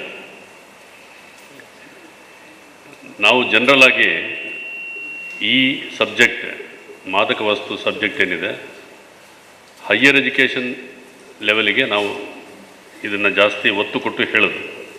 ಆದರೂ ಸಹ ಈ ಮಂಗಳೂರಲ್ಲಿ ಈ ಮಾದಕ ವಸ್ತುಗಳ ಬಗ್ಗೆ ಯಾಕೆ ಇಷ್ಟು ಒತ್ತು ಕೊಡ್ತಾ ಇದ್ದಾರೆ ಅಂದರೆ, ಕ್ರೈಮ್ ರೇಟ್ ಇದರಿಂದನೇ ಜಾಸ್ತಿ ಆಗ್ತಾ ಇದೆ ಅನ್ನೋದು ಒಂದು ಕಾನ್ಸೆಪ್ಷನ್ ಇದೆ. ಎಲ್ಲಿಯಾದರೂ ಒಂದು ಕ್ರೈಮ್ ಆದರೆ ಅದರೆಲ್ಲ ಹಿಂದೆ ಈ ಗಾಂಜಾ ಸೇವನೆ ಮಾಡಿದಂತಹ ಕೆಲವು ಆರೋಪಿತರಾಗಲಿ ಅದರಲ್ಲಿ ಇನ್ವಾಲ್ವ್ ಆಗಿದ್ದಾರೆ ಅನ್ನೋದೊಂದು ಜನರಲ್ ಕಾನ್ಸೆಪ್ಷನ್ ಇದೆ. ಅದಕ್ಕೆ ಜಾಸ್ತಿ ಈ ಥರ ಇದನ್ನು ತಡೆಗಟ್ಟಬೇಕು, ಈ ಅಪರಾಧನೇ ತಡೆಗಟ್ಟಬೇಕು ಮತ್ತು ವಿದ್ಯಾರ್ಥಿಗಳಿಗೆ ಒಂದು ಉಜ್ವಲ ಭವಿಷ್ಯ ಮುಂದಿನ ದಿನಗಳಲ್ಲಿ ಆಗಬೇಕು, ನೀಡಬೇಕನ್ನೋದು ಒಂದು ಎಲ್ಲ ಶಾಲೆ ಕಾಲೇಜುಗಳಲ್ಲಿ ಅಲ್ಲಿಯ ಆಡಳಿತ ಮಂಡಳಿಯವರಾಗಲಿ, ಅಲ್ಲಿಯ ಪ್ರಿನ್ಸಿಪಾಲ್ ಆಗಲಿ, ಅಲ್ಲಿಯ ಗುರುವೃಂದದವರಾಗಲಿ ಒಂದು ಹೆಚ್ಚಿನ ಒಂದು ಆಸಕ್ತಿಯನ್ನು ವಹಿಸ್ತಾರೆ. ಈಗಾಗಲೇ ನಾವು ಭಾಳಷ್ಟು ಕಾಲೇಜುಗಳಲ್ಲಿ ಈ ಕಾರ್ಯಕ್ರಮ ಮಾಡಿದ್ದೀವಿ. ಭಾಳಷ್ಟು ಕಾಲೇಜಲ್ಲಿ ನಾವು ಇಂಟ್ರ್ಯಾಕ್ಷನ್ ಮಾಡಿದಾಗ ಸ್ಟೂಡೆಂಟ್ ಜೊತೆಗೆ, ಅಂದರೆ ಡಿಗ್ರಿ ಸ್ಟೂಡೆಂಟ್ಸ್ ಇರ್ತಾರೆ, PUC ಸ್ಟೂಡೆಂಟ್ಸ್ ಇರ್ತಾರೆ, ಅವ್ರಿಗೆ ಇಂಟ್ರ್ಯಾಕ್ಷನ್ ಮಾಡಿದಾಗ ಈ ಡ್ರಗ್ಸ್ ಬಗ್ಗೆ ಅಷ್ಟು ಮಾಹಿತಿ ಯಾರಿಗೂ ಇಲ್ಲ. ಇನ್ಫ್ಯಾಕ್ಟ್ ಹೇಳಬೇಕಾದ್ರೆ ನಾವು ಸಹ ಇದರಲ್ಲಿ ಸಂಪೂರ್ಣವಾಗಿ ನಾವು ತಿಳ್ಕೊಂಡಿಲ್ಲ. ನಮ್ಮಲ್ಲಿ NDPS ಆ್ಯಕ್ಟ್ ಇದೆ, narcotic drugs and psychotropic substance act ಅಂತಿದೆ. ಅದು ಅಮೆಂಡ್ಮೆಂಟ್ ಆ್ಯಕ್ಟ್ 1989 ಆ್ಯಕ್ಟ್ ಎನಾಕ್ಟ್ ಆಗಿರೋದು. ಆ ಆ್ಯಕ್ಟ್ನ ನಾವು ರೆಫರ್ ಮಾಡಿ ಕೇಸ್ಗಳು ಮಾಡೋದು. ಆದರೆ ಡ್ರಗ್ಸ್ಗಳಲ್ಲಿ ಭಾಳಷ್ಟು ಡ್ರಗ್ಸ್ ಇದೆ. ಇಲ್ಲೀಗಲ್ ಡ್ರಗ್ಸ್ ನೀವು ಒಂದು ಮೆಡಿಕಲ್ ಶಾಪಲ್ಲಿ ಸಿಗುತ್ತೆ, ಅದು ಲೀಗಲ್ ಡ್ರಗ್ಸ್. ಮೆಡಿಕಲ್ ಶಾಪಲ್ಲಿ ಹೋಗಿ ತೊಗೊಳ್ತೀರಲ್ಲ ನೀವು, ಟ್ಯಾಬ್ಲೆಟು, ಸಿರಪ್ ಅಂತ ಅದೆಲ್ಲ ತೊಗೊಳ್ತೀರಿ, ಮತ್ತು ಡಾಕ್ಟ್ರ್ ಪ್ರಿಸ್ಕ್ರಿಪ್ಷನ್ ಬರ್ಕೊಡ್ತಾರೆ, ಅದು ತೊಗೊಳ್ತೀರಿ. ಪ್ರಿಸ್ಕ್ರಿಪ್ಷನ್ ಇಲ್ಲದೆ ಡಾಕ್ಟ್ರ್ ಬರ್ಕೊಡ್ದಿದ್ರೆ ಮೆಡಿಕಲ್ ಹಾಸ್ಪಿಟಲಲ್ಲಿ ಡಾಕ್ಟ್ರು ಯಾವುದನ್ನು ಕೊಡಲಿಲ್ಲ ಅಂದರೆ ಶಾಪಲ್ಲಿ ಕೊಡೋದೂ ಇಲ್ಲ. ಅದನ್ನು ಕೆಲವು ಡ್ರಗ್ಸ್ ಕೊಡೋದೂ ಇಲ್ಲ, ಅದು ಪಕ್ಕ ಬೇಕು. ಸ್ಪೆಷಲಿ ಈ ಸ್ಲೀಪಿಂಗ್ ಟ್ಯಾಬ್ಲೆಟ್ ಅದೆಲ್ಲ ನಾವು ಕೇಳಿದರೆ ಕೊಡೋದಿಲ್ಲ. ಆದರೆ ಇಲ್ಲೀಗಲ್ ಡ್ರಗ್ಸ್ ಏನಿದೆ, ಇದು ಯಾವುದೇ ಶಾಪಲ್ಲಿ ಸಿಗೋಂಥದ್ದಲ್ಲ. ಯಾವುದೇ ನಿಮ್ಮ ಮೆಡಿಕಲ್ ಶಾಪಲ್ಲಾಗಲಿ, ಯಾವುದೇ ಬೇರೆ ಒಂದು ಶಾಪ್ಸಲ್ಲಿ ಸಿಗೋಂಥದ್ದಲ್ಲ. ಅದು ಡ್ರಗ್ ಟ್ರಾಫಿಕಿಂಗ್ ಬಗ್ಗೆ ಹೇಳಿದ್ರು ಅವರು. ಅದು ಡ್ರಗ್ ಟ್ರಾಫಿಕಿಂಗ್ ಮಾಡೋದು ಡ್ರಗ್ ಪೆಡ್ಲರ್ಸ್ ಅಂದರೆ ಏನು? ಒಂದು ಕಡೆಯಿಂದ ಇನ್ನೊಂದು ಕಡೆಗೆ ಸಾಗಾಟ ಮಾಡೋರು. ಅದಕ್ಕಾಗಿ ಒಂದು ದೊಡ್ಡ ಜಾಲನೇ ಇದೆ. ಆ ಜಾಲದಲ್ಲಿ ಏನು ಹೈಫೈ ಸ್ಟಡಿ ಮಾಡಿ ಭಾಳಷ್ಟು ಬುದ್ಧಿವಂತರು ಅವರೆಲ್ಲ ಇನ್ವಾಲ್ವ್ ಆಗಿಲ್ಲ. ಅದರಲ್ಲಿ ಎಲ್ಲ ಸ್ಕೂಲ್ ಡ್ರಾಪ್ಔಟ್ಸ್, ಯಾವುದೇ ಕೆಲಸ ಇಲ್ಲದವರು, ಸಡನ್ ದುಡ್ಡು ಬೇಕಾಗಿದ್ದವರು, ಇಂಥವ್ರು ಇದರಲ್ಲಿ ಇನ್ವಾಲ್ವ್ ಆಗಿದ್ದಾರೆ. ಹೇಗೆ ಇನ್ವಾಲ್ವ್ ಆಗ್ತಾರಂತ ಹೇಳ್ತೀನಿ ನಾನು. ಹೇಗೆ ಇನ್ವಾಲ್ವ್ ಆಗ್ತಾರಂದರೆ, ಒಬ್ಬ ಸ್ಟಾರ್ಟ್ ಮಾಡ್ತಾನೆ ಸಿಗರೇಟ್ ಸ್ಮೋಕಿಂದ. ಅದೊಂದು ನೋಡಿ, ಸಿಗರೇಟ್ ಸ್ಮೋಕ್ ಮಾಡೋದು ಡೈರೆಕ್ಟಾಗಿ ಯಾರು ಮಾಡ್ತಾರಾ? ಯಾರು ಮಾಡೋದಿಲ್ಲ. ಸ್ಟೂಡೆಂಟ್ಸ್ ನೋಡಿದ್ದೀರಾ? ಯಾರು ಡೈರೆಕ್ಟಾಗಿ ಟೀಚರ್ಸ್ ಮುಂದೆ ಮಾಡೋದಿಲ್ಲ, ಪಬ್ಲಿಕ್ ಆಗಿ ಮಾಡೋದಿಲ್ಲ. ಅವರು ಒಂದು ಪ್ಲೇಸ್ ಸೆಲೆಕ್ಟ್ ಮಾಡ್ಕೊಳ್ತಾರೆ, ಯಾವುದೋ ಒಂದು ಪ್ಲೇಸ್, ಅಲ್ಲಿ ಪ್ಲೇಸಲ್ಲಿ ಹೋಗಿ ಸ್ಮೋಕ್ ಮಾಡೋದು. ಅಲ್ಲಿ ಸ್ಲೋಲಿ ಸೆಕೆಂಡ್ ಸ್ಟೇಜ್ ಏನಂದರೆ, ಅದರಲ್ಲಿ ಯಾರೋ ಒಬ್ಬ ಅಡಿಕ್ಟ್ ಆಗಿರ್ತಾನೆ, ಅವನು ಒಂದು ಆ ಸಂಘದಲ್ಲಿ ಒಬ್ಬ ಸಿಗ್ತಾನೆ, ಯಾರೋ ಒಬ್ಬ ಗಾಂಜಾ ಎಲ್ಲಿಂದನೋ ತರ್ತಾನೆ. ಸಿಗರೇಟ್ ಜೊತೆಗೆ ಗಾಂಜಾ ಇನ್ನೂ ಪ್ಲೆಜರ್ ಬರ್ತದೆ ಅಂಥೇಳಿ. ಪ್ಲೆಜರ್ ಅಂದರೆ ಹೇಗೆ, ನಿಮಗೆ ಆರ್ಟಿಫಿಷಿಯಲ್ ಪ್ಲೆಜರ್ ಆವಾಗ ಆ ಸಂದರ್ಭದಲ್ಲಿ ನಿಮಗೆ ಭಾಳಷ್ಟು ಸ್ಮೋಕ್ ಮಾಡಿದಾಗ ಪ್ಲೆಜರ್ ಸಿಗ್ತದೆ. ಆರ್ಟಿಫಿಷಿಯಲ್ ಪ್ಲೆಜರ್ ಅದು ತಾತ್ಕಾಲಿಕವಾಗಿ ಸಿಗುವಂಥ ಒಂದು ಉಲ್ಲಾಸ ಅಷ್ಟೇ ಅದು. ಆ ಒಂದು ಕ್ಷಣಿಕ ಇದಕ್ಕಾಗಿ ಅವ್ರೇನು ಮಾಡ್ತಾರೆ, ಅವನು ಸ್ಲೋವಾಗಿ ಸಿಗರೇಟಿಂದ ಗಾಂಜಾಗೆ ಹೋಗ್ತಾನೆ. ಒಂದು ಸಾರಿ ಗಾಂಜಾಗೆ ಹೋದ್ಮೇಲೆ ಅವನು ಸ್ಟೂಡೆಂಟು ಕ್ಲಾಸಿಗೆ ಸರಿಯಾಗಿ ಬರಲ್ಲ, ಸ್ಕೂಲಿಗೆ ಸರಿಯಾಗಿ ಅಟೆಂಡ್ ಆಗೋದಿಲ್ಲ. ಅವನು ಹಿಸ್ಟ್ರಿ ನೋಡಿದಾಗ ಎಲ್ಲ ಆಬ್ಸೆಂಟೇ ಇರ್ತಾನೆ, ಅವರು ಟೋಟಲಿ ಆಬ್ಸೆಂಟ್ ಆಗಿರ್ತಾರೆ. ಅವನದೇ ಒಂದಂಥ ಒಂದು ಸರ್ಕಲ್ ಇರ್ತದೆ, ಆ ಸರ್ಕಲಲ್ಲಿ ಅವನು ಇನ್ವಾಲ್ವ್ ಆಗ್ತಾನೆ. ಅವನೇನು ಮಾಡ್ತಾನೆ, ದುಡ್ಡು ಬೇಕು ಇದಕ್ಕೆ ಎಲ್ಲ. ನಾವು ಯಾಕೆ ಹೇಳ್ತಾ ಇದ್ದೀನಿ ಅಂದರೆ, ಈ ಮಾತು ನಾವು ಕಣ್ಣಾರೆ ನೋಡಿದ್ದೀವಿ ಇಲ್ಲಿ ಮಂಗಳೂರಲ್ಲಿ, ಕೆಲವರು ಈ ಥರ ಆಗಿದ್ದಾರೆ. ಅವ್ರನ್ನ ಸರಿಪಡಿಸೋದು ನಮ್ಮ ಕರ್ತವ್ಯ. ಅದಕ್ಕೆ ನಾನು ಹೇಗೆ ಹಾಕ್ತಾರೆ ಅಂತ ಹೇಳ್ತಾ ಇದ್ದೇನೆ. ಅವ್ನು ಸೆಕೆಂಡ್ ಸ್ಟೇಜ್, ಅವ್ನು ದುಡ್ಡು ಬೇಕು, ಗಾಂಜಾ ಅಷ್ಟು ಸುಲಭವಾಗಿ ಸಿಗೋದಿಲ್ಲ, ಅದಕ್ಕಾಗಿ ಬೇರೆ ಬೇರೆ ಕಡೆಯಲ್ಲೇ ಹೋಗಬೇಕು, ಅವ್ನು ಟ್ರಾವೆಲ್ ಮಾಡಬೇಕು, ಅದಕ್ಕೆ ದುಡ್ಡು ಬೇಕು, ಪರ್ಚೇಸ್ ಮಾಡಲಿಕ್ಕೆ ದುಡ್ಡು ಬೇಕು. ಅವನೇನು ಮಾಡ್ತಾನೆ, ಒಂದು 500 ರೂಪೀಸ್ ಪರ್ಚೇಸ್ ಮಾಡಿದರೆ ಒಂದು 250 ರೂಪೀಸ್ ಅವನು ಇಟ್ಕೊಳ್ತಾನೆ, 250 ರೂಪೀಸ್ ಒಂದು ಡಬಲ್ ರೇಟಿಗೆ ಅವ್ನು ಸೇಲ್ ಮಾಡ್ತಾನೆ. ಅಲ್ಲಿ ಅವನಿಗೆ ಲಾಭನೂ ಆಗ್ತದೆ, ಅವನಿಗೆ ದುಡ್ಡು ಬೇಕು, ಆ ದುಡ್ಡನ್ನು ಅವನು ಗಳಿಕೆ ಮಾಡ್ತಾನೆ. ಅದು ಬರ್ತಾ ಅವನೇ ಪೆಡ್ಲರ್ ಆಗ್ತಾನೆ. ಈಗ ಮಾಡಿ ಅವನು ಬಿಕಮ್ ಪೆಡ್ಲರ್. ಈ ಥರ ನೋಡಿದ್ದೀವಿ ನಾವು, ಈ ಥರ ಸನ್ನಿವೇಶಗಳು, ಈ ಥರ ಕ್ರೈಮ್ ನಡೆದಿದ್ದು, ಈ ಥರ ಇನ್ವಾಲ್ವ್ ಆದವರು ನಮ್ಮ ಇದರಲ್ಲಿ ಬಂದಿದ್ದಾರೆ. ನಾವು ಹಿಡಿದ ಕೆಲವರಲ್ಲಿ ನಮ್ಮ ಇಂಟ್ರೋಗೇಷನಲ್ಲಿ ನಾವು ವಿಚಾರಣೆ ಮಾಡಿದಾಗ ಅದು ನಮಗೆ ಗೊತ್ತಾಗಿದೆ. ಅದಕ್ಕೆ ಇದನ್ನೆಲ್ಲ ಹೊರಗೆ ಬರಬೇಕಾದ್ರೆ ಒಂದು ನಿಮ್ಮ ಸ್ಕೂಲ್ ಡೇಸ್, ಈಗೇನು ನೀವು ಭಾಳ this is very innocent age ನಾನು ತಿಳಿದ ಮಟ್ಟಿಗೆ. ಇವರಿಗೆ ಗಾಂಜಾ ಅಂದರೆ ಏನು ಗೊತ್ತಿಲ್ಲ ನಾನು ತಿಳಿದ ಮಟ್ಟಿಗೆ. ಇವರಿಗೆ ಮಾದಕ ವಸ್ತುಗಳಂದ್ರೆ ಇದು ಜಸ್ಟ್ ಒಂದು ಅವೇರ್ನೆಸ್ ಅಷ್ಟೇ. ಆದರೆ ಇವರಿಗೆ ಅಷ್ಟು ಡೀಪಾಗಿ ನಾವು ಹೇಳೋ ಅವಶ್ಯಕತೆಯೂ ಇಲ್ಲ. ಅದರಲ್ಲಿ ಭಾಳಷ್ಟು ಇದೆ, ಸ್ಟೆಪ್ ಬೈ ಸ್ಟೆಪ್ ಇದೆ. ಅಡಿಕ್ಷನ್ ಆಗ್ತಾರೆ, ಡಿ ಅಡಿಕ್ಷನ್ಗೆ ಹೋಗ್ತಾರೆ, ಆಮೇಲೆ ಕೆಮಿಕಲ್ ಡ್ರಗ್ ಇದೆ, ಸಿಂಥೆಟಿಕ್ ಡ್ರಗ್ಸ್ ಇದೆ, ಸೆಮಿ ಸಿಂಥೆಟಿಕ್ ಡ್ರಗ್ಸ್ ಇದೆ, ನ್ಯಾಚುರಲ್ ಡ್ರಗ್ಸ್ ಇದೆ, ಇದೆಲ್ಲ ಭಾಳಷ್ಟಿದೆ. ಅದು ನಾವು ಅಷ್ಟು ಡೀಪಾಗಿ ಹೋಗೋ ಅವಶ್ಯಕತೆ ಇಲ್ಲ. ಮತ್ತು ಇನ್ನೊಂದು ಹೇಳಿದರೆ ಇದರದ್ದು ದುಷ್ಪರಿಣಾಮಗಳು ಏನೇನಂತೇಳಿ, ಇದರಲ್ಲಿ ಕನ್ವಿಕ್ಷನ್ ರೇಟ್ ಹೇಗಿದೆ, ಇದರಲ್ಲಿ ಭಾಳಷ್ಟು ಸ್ಟ್ರಿಂಜೆಂಟ್ ಆ್ಯಕ್ಟ್ ಇದೆ. ಮೊದಲೇ ಹೇಳ್ತೀನಿ, ಸ್ಟ್ರಿಂಜೆಂಟ್ ಆ್ಯಕ್ಟ್ ಅಂದರೆ ನೋಡಿ, ಒಂದು ಗಾಂಜಾ ಒಬ್ಬನು ಸೇವನೆ ಮಾಡ್ತಾನೆ, ಸೇವನೆ ಮಾಡಿದಾಗ ಒಂದು ಬ್ಲಡ್ ಟೆಸ್ಟ್ ಮಾಡ್ತೀವಿ ನಾವು. ಅವನಿಗೆ ಕೇಳ್ತೀವಿ, ನೀನು ಸ್ಮೋಕ್ ಮಾಡ್ತೀಯಾ ಅಂತೇಳಿ. ಅವ್ನು ಮಾಡೋದಿಲ್ಲ ಅಂತ ಹೇಳ್ತಾನೆ. ನಾನು ಕೇಳೋದು ನೆಕ್ಸ್ಟ್ ಪ್ರಶ್ನೆ, ನೀವು ಲಾಸ್ಟ್ ಯಾವಾಗ ಮಾಡಿದ್ಯಾ ಅಂತೇಳಿ. ಫಸ್ಟ್ ಕೇಳಿದಾಗ ಯಾರು ಒಪ್ಪೋದಿಲ್ಲ. ನಾವು ಇಂಟ್ರೋಗೇಷನ್ ಮೆಥಡ್ ಹೇಳ್ತೀನಿ ನಾನು. ಒಬ್ಬರಿಗೆ ಕೇಳ್ತೀವಿ, ನೀ ಯಾವಾಗ ಲಾಸ್ಟ್ ನೀ ಗಾಂಜಾ ಸೇದಿದ್ಯಾ ಅಂತ ಕೇಳಿದೆ. ಇಲ್ಲ ಸರ್, ಗಾಂಜಾ ಸೇದಿಲ್ಲ ಸರ್ ಅಂತೇಳಿ. ಗಾಂಜಾ ಟೋಟಲಿ ಬಿಟ್ಟಿದ್ಯಾ ನೀನು? ಅದು ಬಿಟ್ಟಿದ್ದೀನಿ ಸರ್. ಆದರೆ ಲಾಸ್ಟ್ ಯಾವಾಗ ಸೇದಿದ್ಯಾ ಅಂತ ಹೇಳಿದ್ರೆ, 1 ತಿಂಗಳಿಂದ ಸೇದಿದ್ದೀನಿ. 1 ತಿಂಗಳಲ್ಲ, ನೀವು 6 ತಿಂಗಳಿಂದ ಸೇದಿದ್ರು ಬ್ಲಡ್ಡಲ್ಲಿ ಬರ್ತದೆ. 6 ಮಂತ್ಸ್ ಹಿಂದೆ ನೀವು ಸೇದಿದ್ರು ಸಹ ಬ್ಲಡ್ಡಲ್ಲಿ ಟೆಸ್ಟ್ ಮಾಡಿದಾಗ ಗಾಂಜಾ ಸೇವನೆದು ನಮಗೆ ಪಾಸಿಟಿವ್ ರಿಪೋರ್ಟ್ ಬರ್ತದೆ. ಅವ್ರಿಗೆ ಗೊತ್ತಿರಲ್ಲ. ಅವ್ನು ಹೇಳ್ತಾನೆ, ನಾನು ಬಿಟ್ಟಿದ್ದೀನಿ ಸರ್ ಅಂತಾನೆ. ಯಾವ ಬಿಟ್ಟಿದ್ದೆ ಅಂದರೆ 1 ಮಂತ್ ಹಿಂದೆ, 2 ಮಂತ್ಸ್, 3 ಮಂತ್ಸ್ ಹೇಳ್ತಾನೆ. ಅವಾಗಾಯಿತು, ನಾವು ಅವನಿಗೆ ಇಮ್ಮಿಡಿಯೇಟ್ ಕಳಿಸೋದೆ ನಮ್ಮ ಮೆಡಿಕಲ್ ಹಾಸ್ಪಿಟ್ಲಿಗೆ. ಬ್ಲಡ್ ಟೆಸ್ಟ್ ಮಾಡಿದ ಕೂಡಲೇ ಅದು ಪಾಸಿಟಿವ್ ಬರ್ತದೆ. ನೆಕ್ಸ್ಟು ಕೇಳೋದೆ ನಾವು, ನಿನಗೆ ಯಾರು ಕೊಟ್ಟರು ಅಂತೇಳಿ. ಅವ್ರು ಹೇಳ್ತಾನೆ, ಸರ್ ಇಂತಿಂಥವ್ರು ಕೊಟ್ಟರು ಅಂತೇಳಿ. ಅವನು ಯಾರು ಅಂತ ಕೇಳಿದಾಗ ಮತ್ತೆ ಗೊತ್ತಾಗುತ್ತೆ ನಮಗೆ, ಹೀ ಈಸ್ ಎ ಪೆಡ್ಲರ್. ಅವ್ರಿಗೆ ಹಿಡ್ಕೊಂಡು ಬರ್ತೀವಿ, ಅವರಿಗೆ ಕೇಸ್ ಮಾಡ್ತೀವಿ. ಇದರಿಂದ ನಮಗೆ ಎಷ್ಟೋ ಕೇಸ್ಗಳು ಈ ಥರ ಸಾಲ್ವ್ ಆಗಿ, ಈ ಥರ ಟೋಟಲಿ ನಾವು ಈ ಭಾಗದಲ್ಲಿ ನಾವು ಏನು ಈ ಕ್ರೈಮ್ ಆದರೆ ಜಾಸ್ತಿ ಇದರ ಹಿಂದೆ ಈ ಮಾದಕ ವಸ್ತು ಸೇವನೆ ಮಾಡೋರು ಇದ್ದಾರೆ ಅಂತ ಹೇಳೋದಕ್ಕೆ ನಾವು ಅದನ್ನು ಕರ್ಬ್ ಮಾಡ್ತಾ ಬಂದಿದ್ದೀವಿ. ಈಗ ಅದು ನಮ್ಮ ಅಜಿತ್ ಅವ್ರಿಗೆ ಗೊತ್ತಿರ್ಬೋದು, ಎಷ್ಟೋ ನಾವು ಕೇಸ್ಗಳು ಮಾಡಿದ್ದೀವಿ.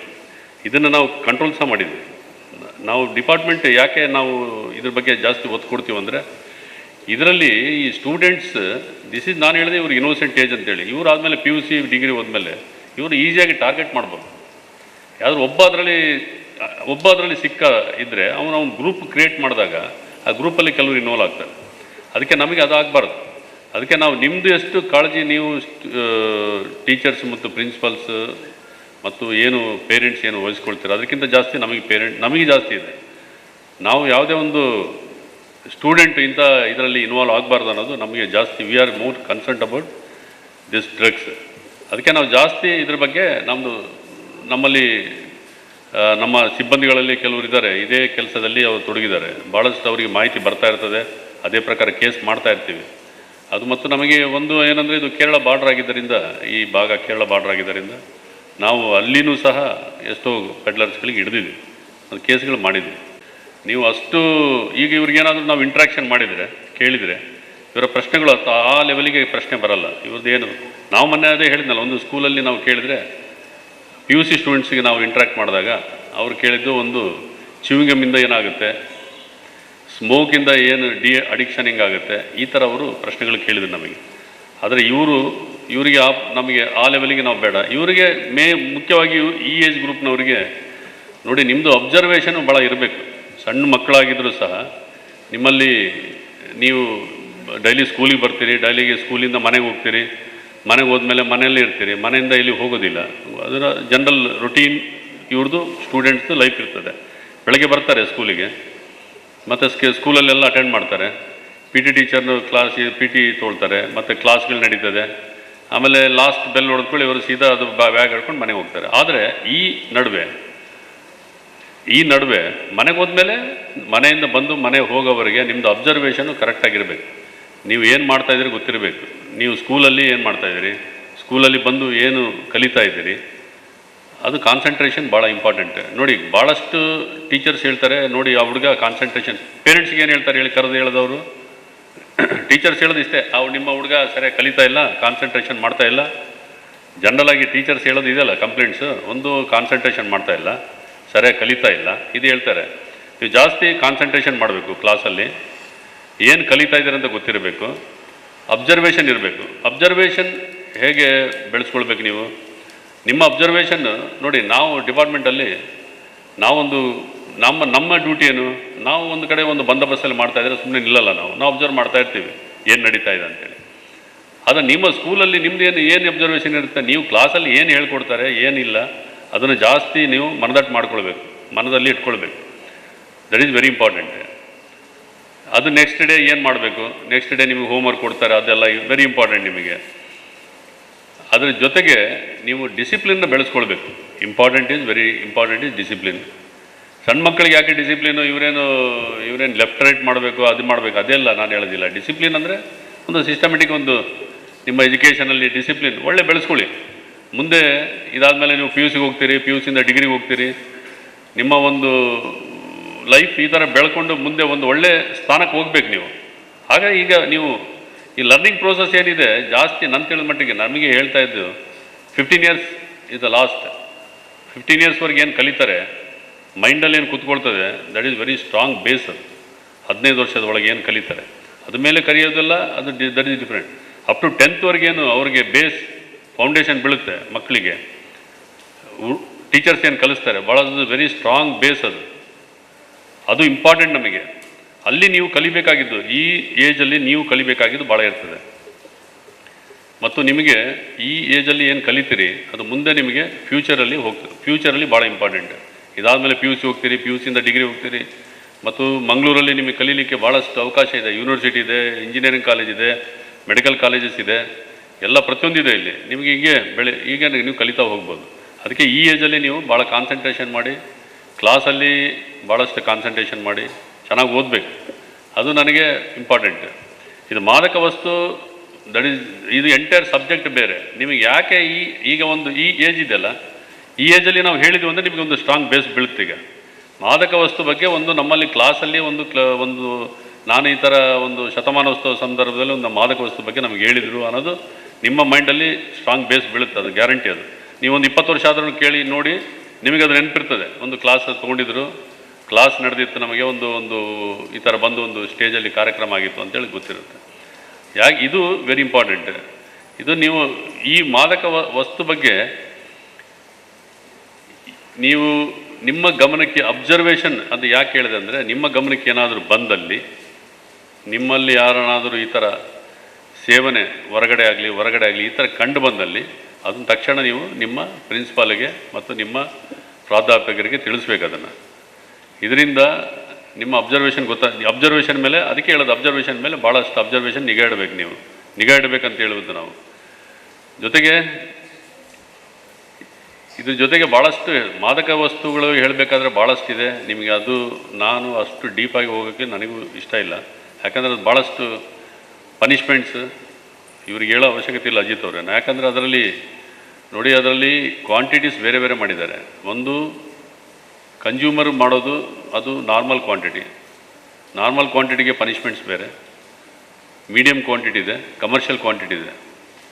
ಗಾಂಜಾ ಒಬ್ಬರ ಹತ್ರ 20 kg ಜಾಸ್ತಿ ಸಿಕ್ಕರೆ punishment not less than 10 years up to 20 years ಇದೆ. ಅಂದರೆ ಒಬ್ಬ 20 ವರ್ಷದಲ್ಲಿ ಒಬ್ಬ ಈ ಸಿಕ್ಕ ಒಂದು ಕನ್ವಿಕ್ಷನ್ ಆಯಿತು ಅಂದರೆ ಅವನು ಕನ್ವಿಕ್ಷನ್ನು ಫುಲ್ ಟರ್ಮ್ ಕನ್ವಿಕ್ಷನ್ ಕೊಟ್ಟರೆ ಅವನು 20 ವರ್ಷ ಜೈಲಲ್ಲಿ ಇರಬೇಕಾಗುತ್ತೆ. ಅವನು ಎಂಟೈರ್ ಲೈಫ್ ಅಲ್ಲೇ ಮುಗಿದೋಗುತ್ತೆ. ಅದಕ್ಕೆ punishments are very stringent act ಇದೆ. ನೀವು ಅಷ್ಟು ಸುಲಭ ತಿಳ್ಕೊಬೇಡಿ. ಈ ನಾರ್ಕೋಟಿಕ್ ಡ್ರಗ್ಸ್ ಮತ್ತು ಸೈಕೋಟ್ರಾಪಿಕ್ ಸಬ್ಸ್ಟೆನ್ಸ್ ಅಂದರೆ ಎಲ್ಲ ಕೆಮಿಕಲ್ ಡ್ರಗ್ಸ್. ನಾರ್ಕೋಟಿಕ್ ಅಂದರೆ ನ್ಯಾಚುರಲ್ ಆಗಿ ಸಿಗೋಂಥ ಡ್ರಗ್ಸ್ ಅಂದರೆ ಗಾಂಜಾ, ಓಪಿಯಮ್ ಅವೆಲ್ಲ ಇದೆಲ್ಲ. ಇದೆಲ್ಲ ಭಾಳ ಪನಿಷ್ಮೆಂಟ್ಸ್ ಆರ್ ವೆರಿ ಸ್ಟ್ರಿಂಜೆಂಟ್ ಪನಿಷ್ಮೆಂಟ್ಸು, ಭಾಳ act are very stringent act. ಅದ್ರ ಬಗ್ಗೆ ಅಷ್ಟು ಡೀಪಾಗಿ ಹೋಗ್ಲಿಕ್ಕೆ ನನಗೆ ಇಂಟ್ರೆಸ್ಟ್ ಇಲ್ಲ. ಮತ್ತು ನೀವೊಂದು ಪಾಂಪ್ಲೆಟ್ ಕೌಶಲ್ಯದವರೊಂದು ಒಳ್ಳೆ ಮಾಡಿದ್ದಾರೆ, ಇಸ್ ಗುಡ್. ಇದು ಕನ್ನಡದಲ್ಲಿ ಮಾಡಿದ್ದೀನಿ. ಎಲ್ಲ ಸ್ಟೂಡೆಂಟ್ಸ್ಗೆ ಮಕ್ಕಳಿಗೆಲ್ಲ ಕೊಟ್ಟರೆ ಒಳ್ಳೆಯದು. ಯಾಕಂದರೆ ಇದರಲ್ಲಿ ಹೋಗುವಾಗ ಕೊಡಿ ಅದನ್ನು.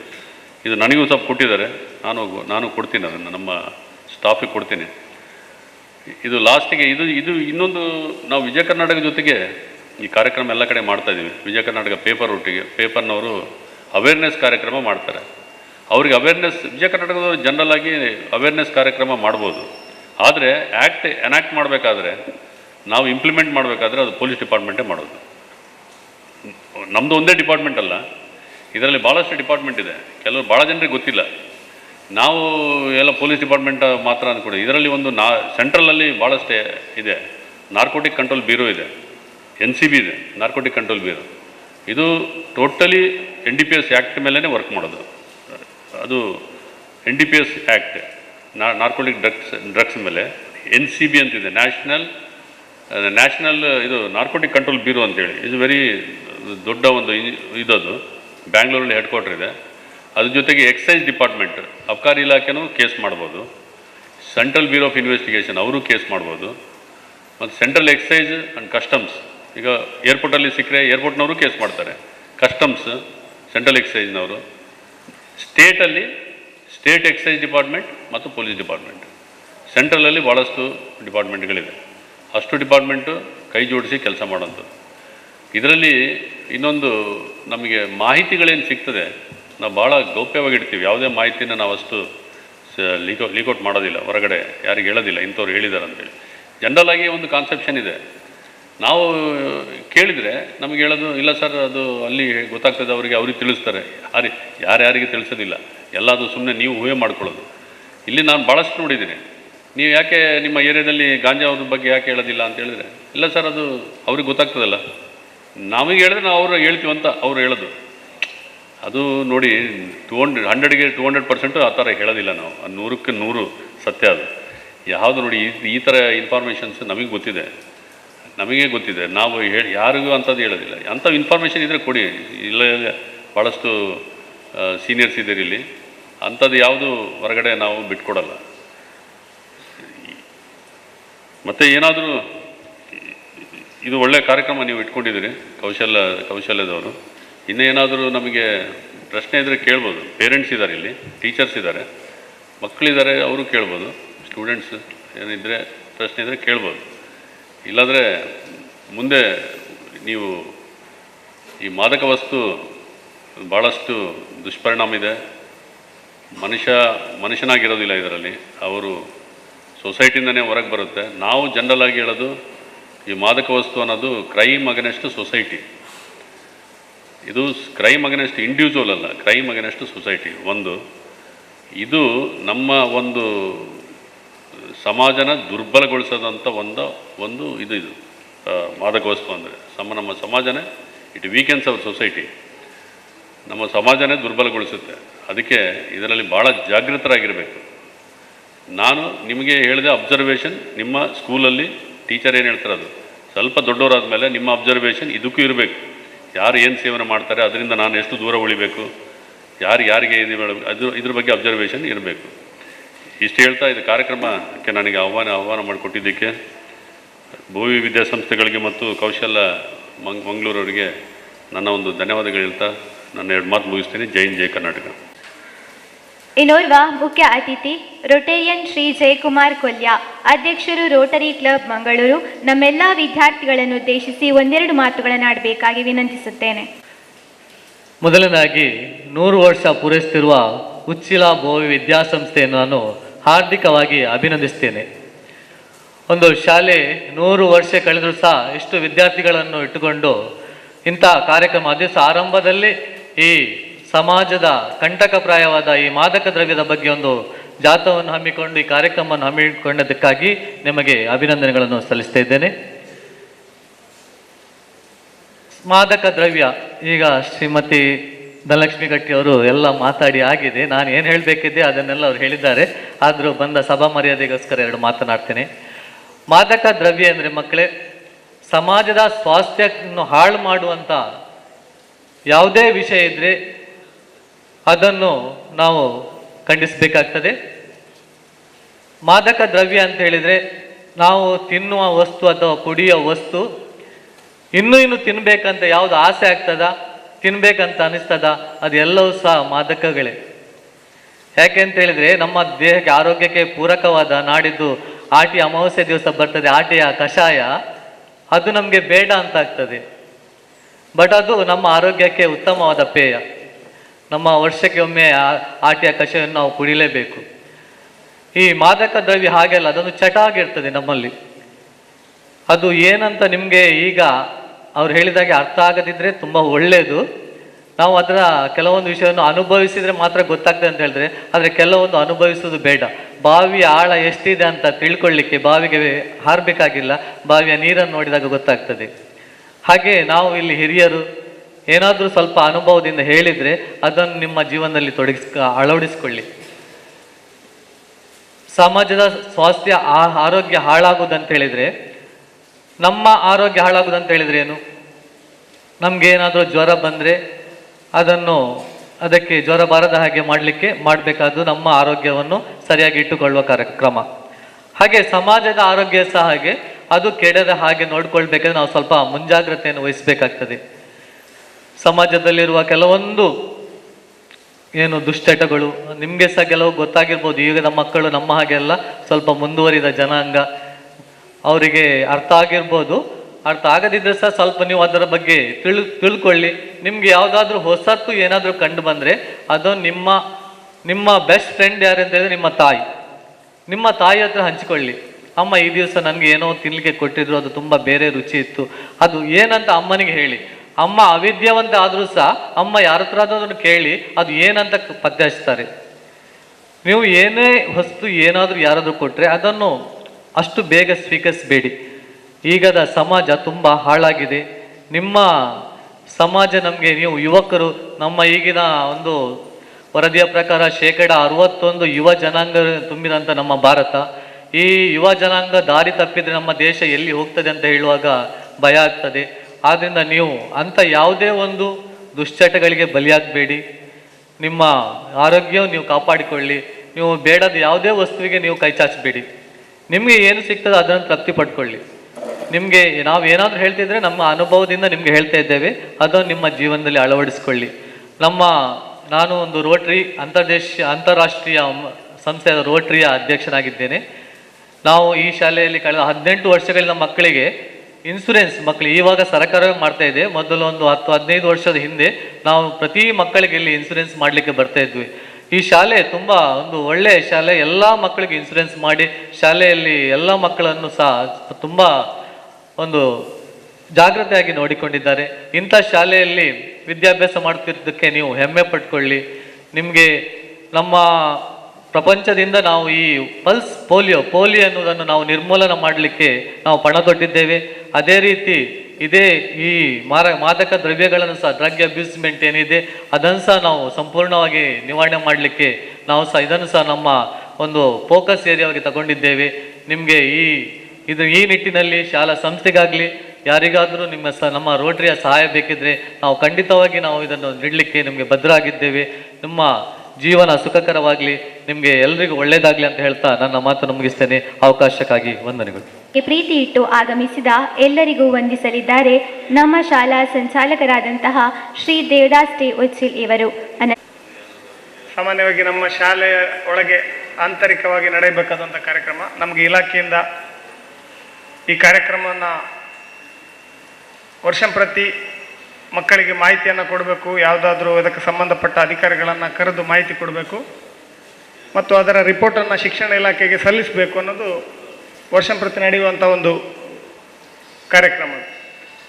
ಉಚ್ಚಿಲಭೂವಿ ವಿದ್ಯಾಸಂಸ್ಥೆ, ಉಚ್ಚಿಲಭೂವಿ ಹಿರಿಯ ಪ್ರಾಥಮಿಕ ಶಾಲೆ 100 ವರ್ಷವನ್ನು ಆಚರಿಸಿರುವಂಥ ಸಂದರ್ಭದಲ್ಲಿ ಶಾಲೆಯಲ್ಲಿ ನಡೆಯುವ ಎಲ್ಲ ಕಾರ್ಯಕ್ರಮವನ್ನು, ಈ ಶಾಲೆಯಲ್ಲಿ ಏನು ಆಂತರಿಕವಾಗಿ ಕಾರ್ಯಕ್ರಮ ನಡೀತಾ ಇದೆ ಅದನ್ನು ನಾವೊಂದು ಈ ವರ್ಷ ಪ್ರತಿ ಕಾರ್ಯಕ್ರಮವನ್ನು ಕೂಡ ಅರ್ಥಪೂರ್ಣವಾಗಿ ವಿಶೇಷ ರೀತಿಯಲ್ಲಿ ಆಚರಿಸಬೇಕಂತ ಒಂದು ಆಲೋಚನೆ ಮಾಡಿದ್ದೇವೆ. ಅದರಲ್ಲಿ ಮೊದಲನೇ ಕಾರ್ಯಕ್ರಮ ಬಹುಶಃ ಇದು ಕೂಡಿ ಬಂತು. ಇವತ್ತು ನಮ್ಮ ಉದ್ಘಾಟನಾ ದಿನ ಆದ್ದರಿಂದ ನಾವು 30ನೇ ತಾರೀಕಿಗೆ ಈ ಕಾರ್ಯಕ್ರಮವನ್ನು ಮಾಡಬೇಕಿತ್ತು. ಇವತ್ತು ನಾವು ಉದ್ಘಾಟನೆ ಅಂತ ಆಯೋಜಿಸಿದ ಕಾರಣ ಈ ಕಾರ್ಯಕ್ರಮವನ್ನು ಯಾಕೆ ಅದನ್ನು ಒಂದು ವಿಶೇಷವಾಗಿ ಆಚರಿಸಬಾರದು ಅಂತ ಆಲೋಚನೆ ಮಾಡುವಂಥ ಸಂದರ್ಭದಲ್ಲಿ ಕೌಶಲ್ಯ ಸಂಸ್ಥೆಯ ಕಾರ್ಯದರ್ಶಿಯವರು ಸಂಪರ್ಕಕ್ಕೆ ಬಂದರು.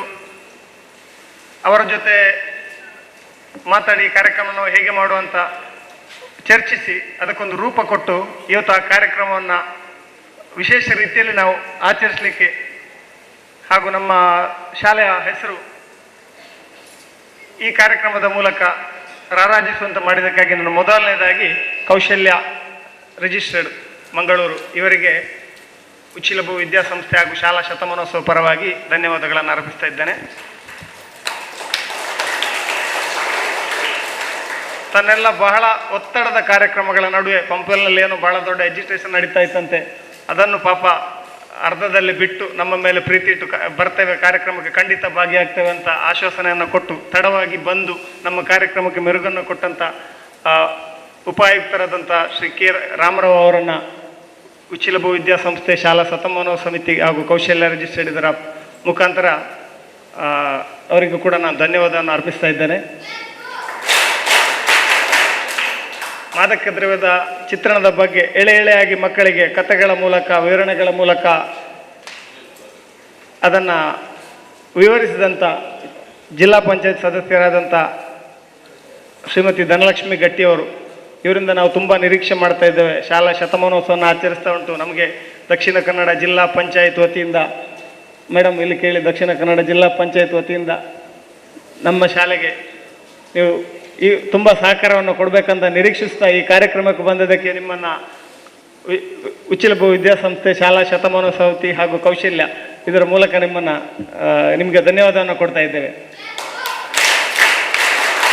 ಇನ್ನೊಬ್ಬರು ನನ್ನ ಆತ್ಮೀಯ ಮಿತ್ರರು ಶ್ರೀ ಜಯಕುಮಾರ್, ಈ ರೊಟೇರಿಯನ್, ಈ ಸಲ ಮಂಗಳೂರು ಪೂರ್ವ ರೋಟರಿ ಕ್ಲಬ್ನ ಅಧ್ಯಕ್ಷರಾಗಿದ್ದಾರೆ. ರೋಟರಿ ಕ್ಲಬ್ ಅಂದರೆ ಎಲ್ಲ ಸಮಾಜಮುಖಿ ಕಾರ್ಯಕ್ರಮಗಳನ್ನು ಆಯೋಜಿಸುವಂಥ ಸಂಸ್ಥೆ, ಸಮಾಜಕ್ಕೆ ಒಳಿತನ್ನು ಮಾಡುವ ಸಂಸ್ಥೆ. ನೀವು ಈ ವರ್ಷ ಒಂದು ಕಾರ್ಯಕ್ರಮವನ್ನು ನಮ್ಮ ಶಾಲೆಯನ್ನು ಜೊತೆಗೂಡಿಸಿಕೊಂಡು ಮಾಡಬೇಕಂತ ನಿಮ್ಮಲ್ಲಿ ವಿನಂತಿಸ್ತಾ ಈ ಕಾರ್ಯಕ್ರಮಕ್ಕೆ ಬಂದದಕ್ಕೆ ನಿಮಗೆ ಕೂಡ ಧನ್ಯವಾದವನ್ನು ಅರ್ಪಿಸ್ತಾ ಇದ್ದೇವೆ.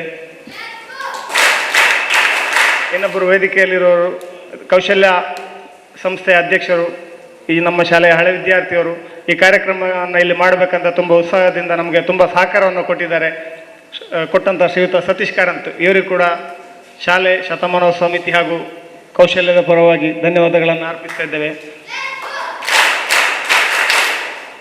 ಈ ಕಾರ್ಯಕ್ರಮ ಬಂದಂಥ ಎಲ್ಲ ಪೋಷಕರು, ವಿದ್ಯಾಭಿಮಾನಿಗಳು, ಶತಮಾನೋತ್ಸವ ಸಮಿತಿ ಸದಸ್ಯರು, ವಿದ್ಯಾಭಿಮಾನಿಗಳನ್ನು ಕೂಡ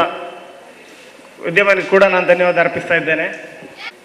ಜನಗಣಮನ ಅಧಿನಾಯಕ ಜಯ ಹೇ ಭಾರತ ಭಾಗ್ಯ ವಿಧಾತ, ಪಂಜಾಬ ಸಿಂಧು ಗುಜರಾತ ಮರಾಠ ದ್ರಾವಿಡ ಉತ್ಕಲ ಬಂಗ, ವಿಂಧ್ಯ ಹಿಮಾಚಲ ಯಮುನಾ ಗಂಗಾ ಉಚ್ಚಲ ಜಲಧಿ ತರಂಗ,